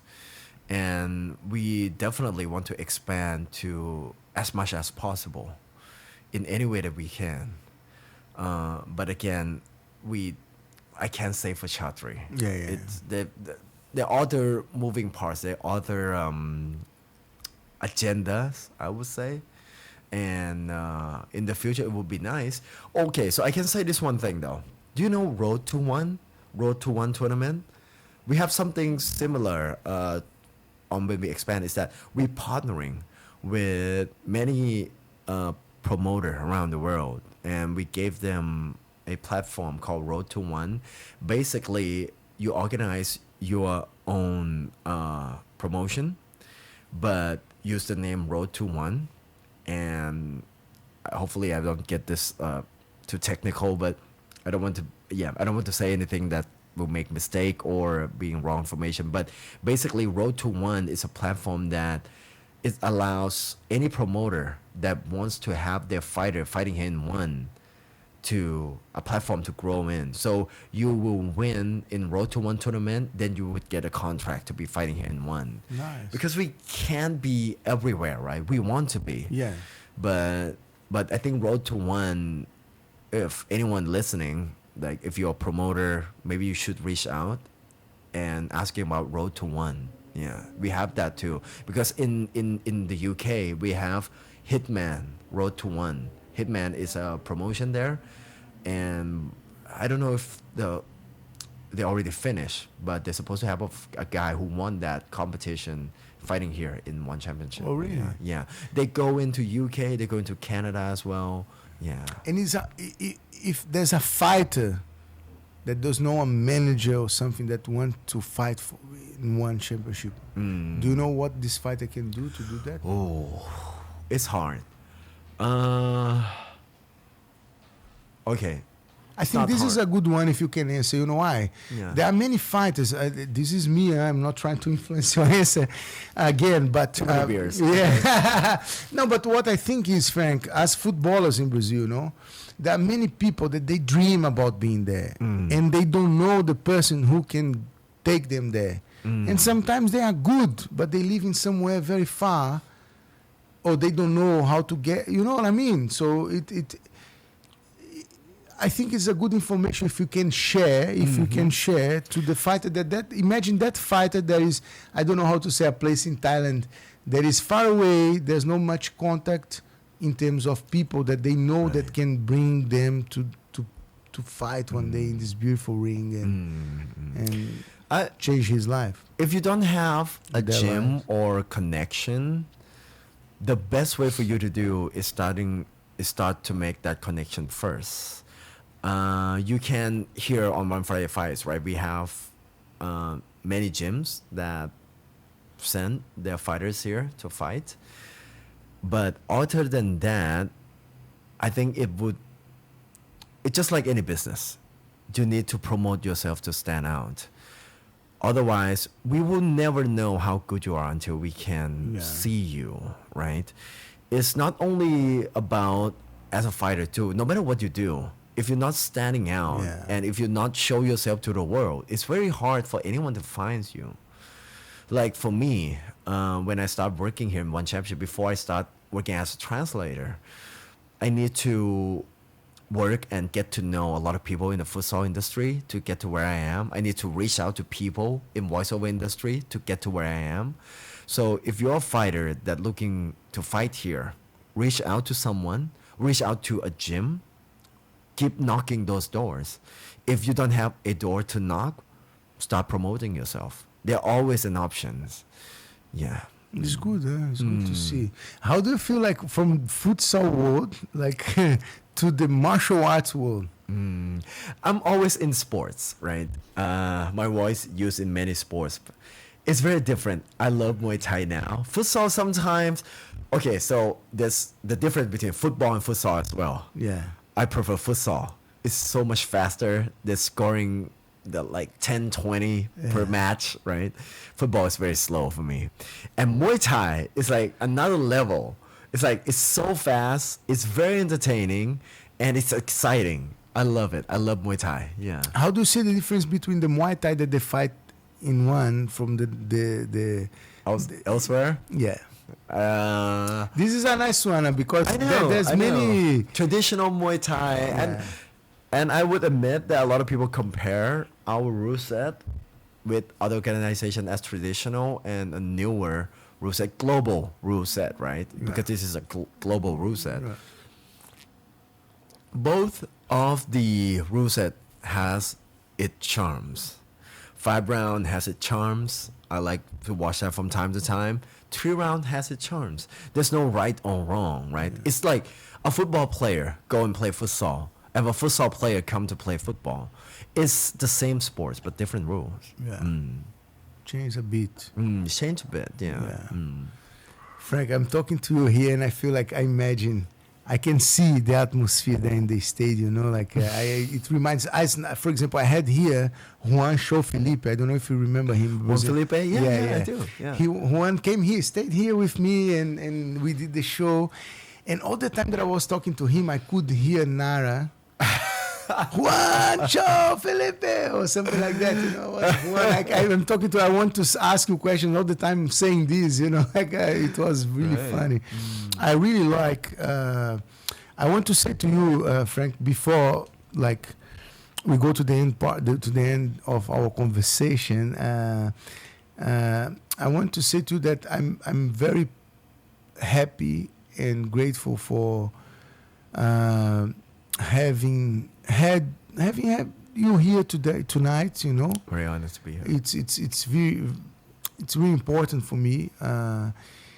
It was amazing to go there and work with you and see you working from like so close, you know, like, and also Mitch, Dom, Herbd, you know, like it's amazing to see and to have the opportunity to talk to all of you guys there.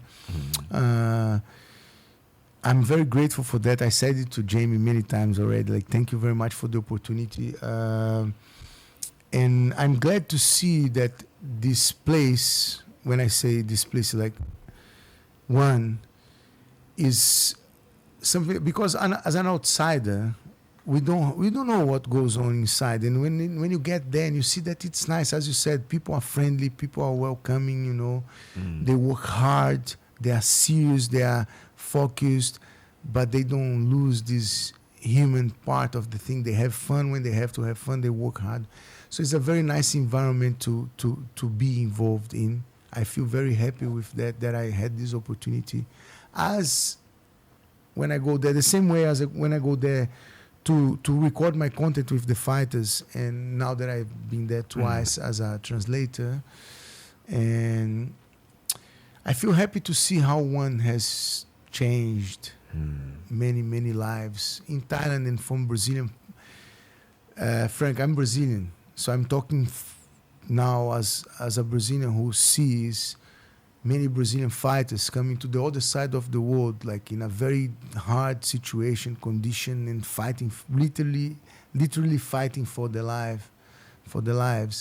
And they come here and one open these doors, you know, to them, and they change their lives, their family lives. I had here Fabrício Andrade. He could buy a house to his mom. He could change his life completely through this opportunity, you know. So congratulations to you, Frank, and to you guys in One Championship what you guys are doing. Thank you. You know, it's very beautiful to see it. You know, like congratulations. Oh, thank you so much, man. And thank you for translate for us too. I think you did amazing work there, man. Thank you. And we're gonna see each other more often for sure. Whoa. Next year, I heard about the schedule. It's gonna be crazy. I can't Really? tell you right now, but I know it's gonna be crazy next year. Nice, Yeah, nice. I hope to be there many times. You know, like, I hope too. I hope it too. will be nice. It will be nice. I've learned so much, Frank. I've learned so much, and it's good to be involved with sports. Yes, people that are there always. Oh, nice people, man. Nice fighters. Nice people around. So, Frank, I want to see you in Brazil with one championship. I want to see you in Brazil. I think you with one need, championship. you need to talk to 𝘍𝙧𝙖𝙧, not me. I'm just a small voice in the company. So what I'm saying is, Chatri, please go to Brazil. Take Frank there. Take these beautiful I'll be there. athletes there. You know, like nice athletes, very strong people, mindset. You know, it's beautiful to see them, how they perform. You know, it's very dynamic, very fast and frank. I think Brazil is good. If we have an event in Brazil, it's gonna be crazy. It's gonna be amazing, right? People love it there. Yeah. I can tell you, people love it there. You know, Frank, most of the people from Brazil that I talked here, I told you before, they are fighters. Because most of Brazilian people living in Thailand, they are fighters because of Muay Thai. Right. And what I realized through this show is, and I get message from people that they watch it because they see Alicia coming, Felipe Lobo, Fabrício, and then I see like Júlio Lobo, Léo Elias, all of them come, you know, and then they message, Gáudio, you have no idea, this guy, I give, literally, I got this message, I buy the milk of my kid, that's how we say in Brazil, watching these guys fighting, then I get better as a coach as well, and then this is how I live here, you know, like, so just to give you a little bit of notion of the importance of these fighters here in Thailand, that they are here, that they do in their country there, you know. So I feel very special to have this opportunity now to be there, interviewing them, to show their life there. And they all love being in one, you know what I mean? It's nice. When I ask them, you know, because I'm here, I ask them, how is it for you? How do you... And they always love being there, and they see these opportunities opening for them, you know. So you guys are doing a great job. It's beautiful to see that. Yes. I don't know if they have Road to One Brazil. I don't think But so. Not yet. I think that could be something that I can talk to the team. Because I cannot say much. I have a certain position. Yeah, I'm yeah, just a yeah. translator, but I also like a little bit of mascot of the company. But I wish that listening from you now, right? And I wish that we have Road to One tournaments everywhere around the world. Even though we not going to have events there like right away, Yeah. at least we have a platform for them to grow and thrive and then Yeah. come here. I wish we have Road to One all over the world. Yeah. I hope you guys make it, you know, like, and with your partners and because this is really important. I'm telling you, I hear from them. As you hear the stories when they come there on Wednesday and they tell you, I hear from them so many Brazilian fighters, imagine other countries, you know, and that they have changed their lives through the opportunities that Yes. one is giving to them, you know, like congratulations. I feel really happy for that. Thank you. Frank, look, we are going to the end of our conversation. You came to my house tonight and we had a few beers. You can have a few more. Sing. Play more songs, you know, like it's been a pleasure talking to you and getting to know you more, getting to know about your history more. This house is your house. Anytime you want to come, please feel free to come, to share your culture as well. Another day we can come and talk about Thai culture, you know. I would love to do that, you know. And I wish I could speak with you a little bit in Thai, you know, like I cannot. I'd love Yeah, it. I can you know. translate. That's my job. I teach you. Yeah, it would be amazing. Once more, thank you very much for coming. Thank you. Thank you for having me here, Gáudio. My pleasure, man. I always ask my guests to look at the beautiful camera there and give the world a message. People that watch you from everywhere where they are, you know, that they admire your work. They love you as you get so much love there. I feel happy to repeat Right. that. through all the experience that you have had in your life, please. So I want to say in two parts. First of all, you talk about the fighter who wants to come here, right? And I want to share my motto in life is no matter if you are a fighter or you're trying to do something in your life, keep knocking those doors. One will eventually open. Never stop. When you quit knocking the doors, then you're dead, basically. So it doesn't hurt to knock. If you're a fighter, maybe try to create that connection. If you want to do something with your business or anything, try knocking first. Then you see how much your life will change after that. And for the fans that always supports me, I want to say thank you from the bottom of my heart. I wouldn't be here where I am today without your support, without your words of encouragement. There would be no Frank. There's Frank because of all of you. Thank you. So you can say that Frank feels fine. Frank feels fine now. I love it. Frank, please, something for the Brazilian audience now, Okay. specifically. Yes. Specifically. For all the Brazilian fans, I wish that we will be there one day. And when we are, it's going to be a crazy event. See you soon. Is there something that I didn't ask you and would you like to say to us? No. Yeah. I think we pretty much got everything. Maybe for the next time. Yeah. For the second round. Nice, Frank. Let me say goodbye to them then. So, galera do Brasil, eu fico muito orgulhoso e satisfeito de estar compartilhando com vocês a história de um tailandês aqui que é amado na Tailândia, faz parte de um dos maiores eventos de artes marciais do mundo. A galera, a audiência, a galera ama ele, os atletas, a galera toda. É um cara com energia incrível da Tailândia, que é onde eu vivo há 5, 6 anos quase. Para vocês aí no Brasil, espero que vocês tenham curtido. Vem muito mais por aí. Thank you guys for being here with us.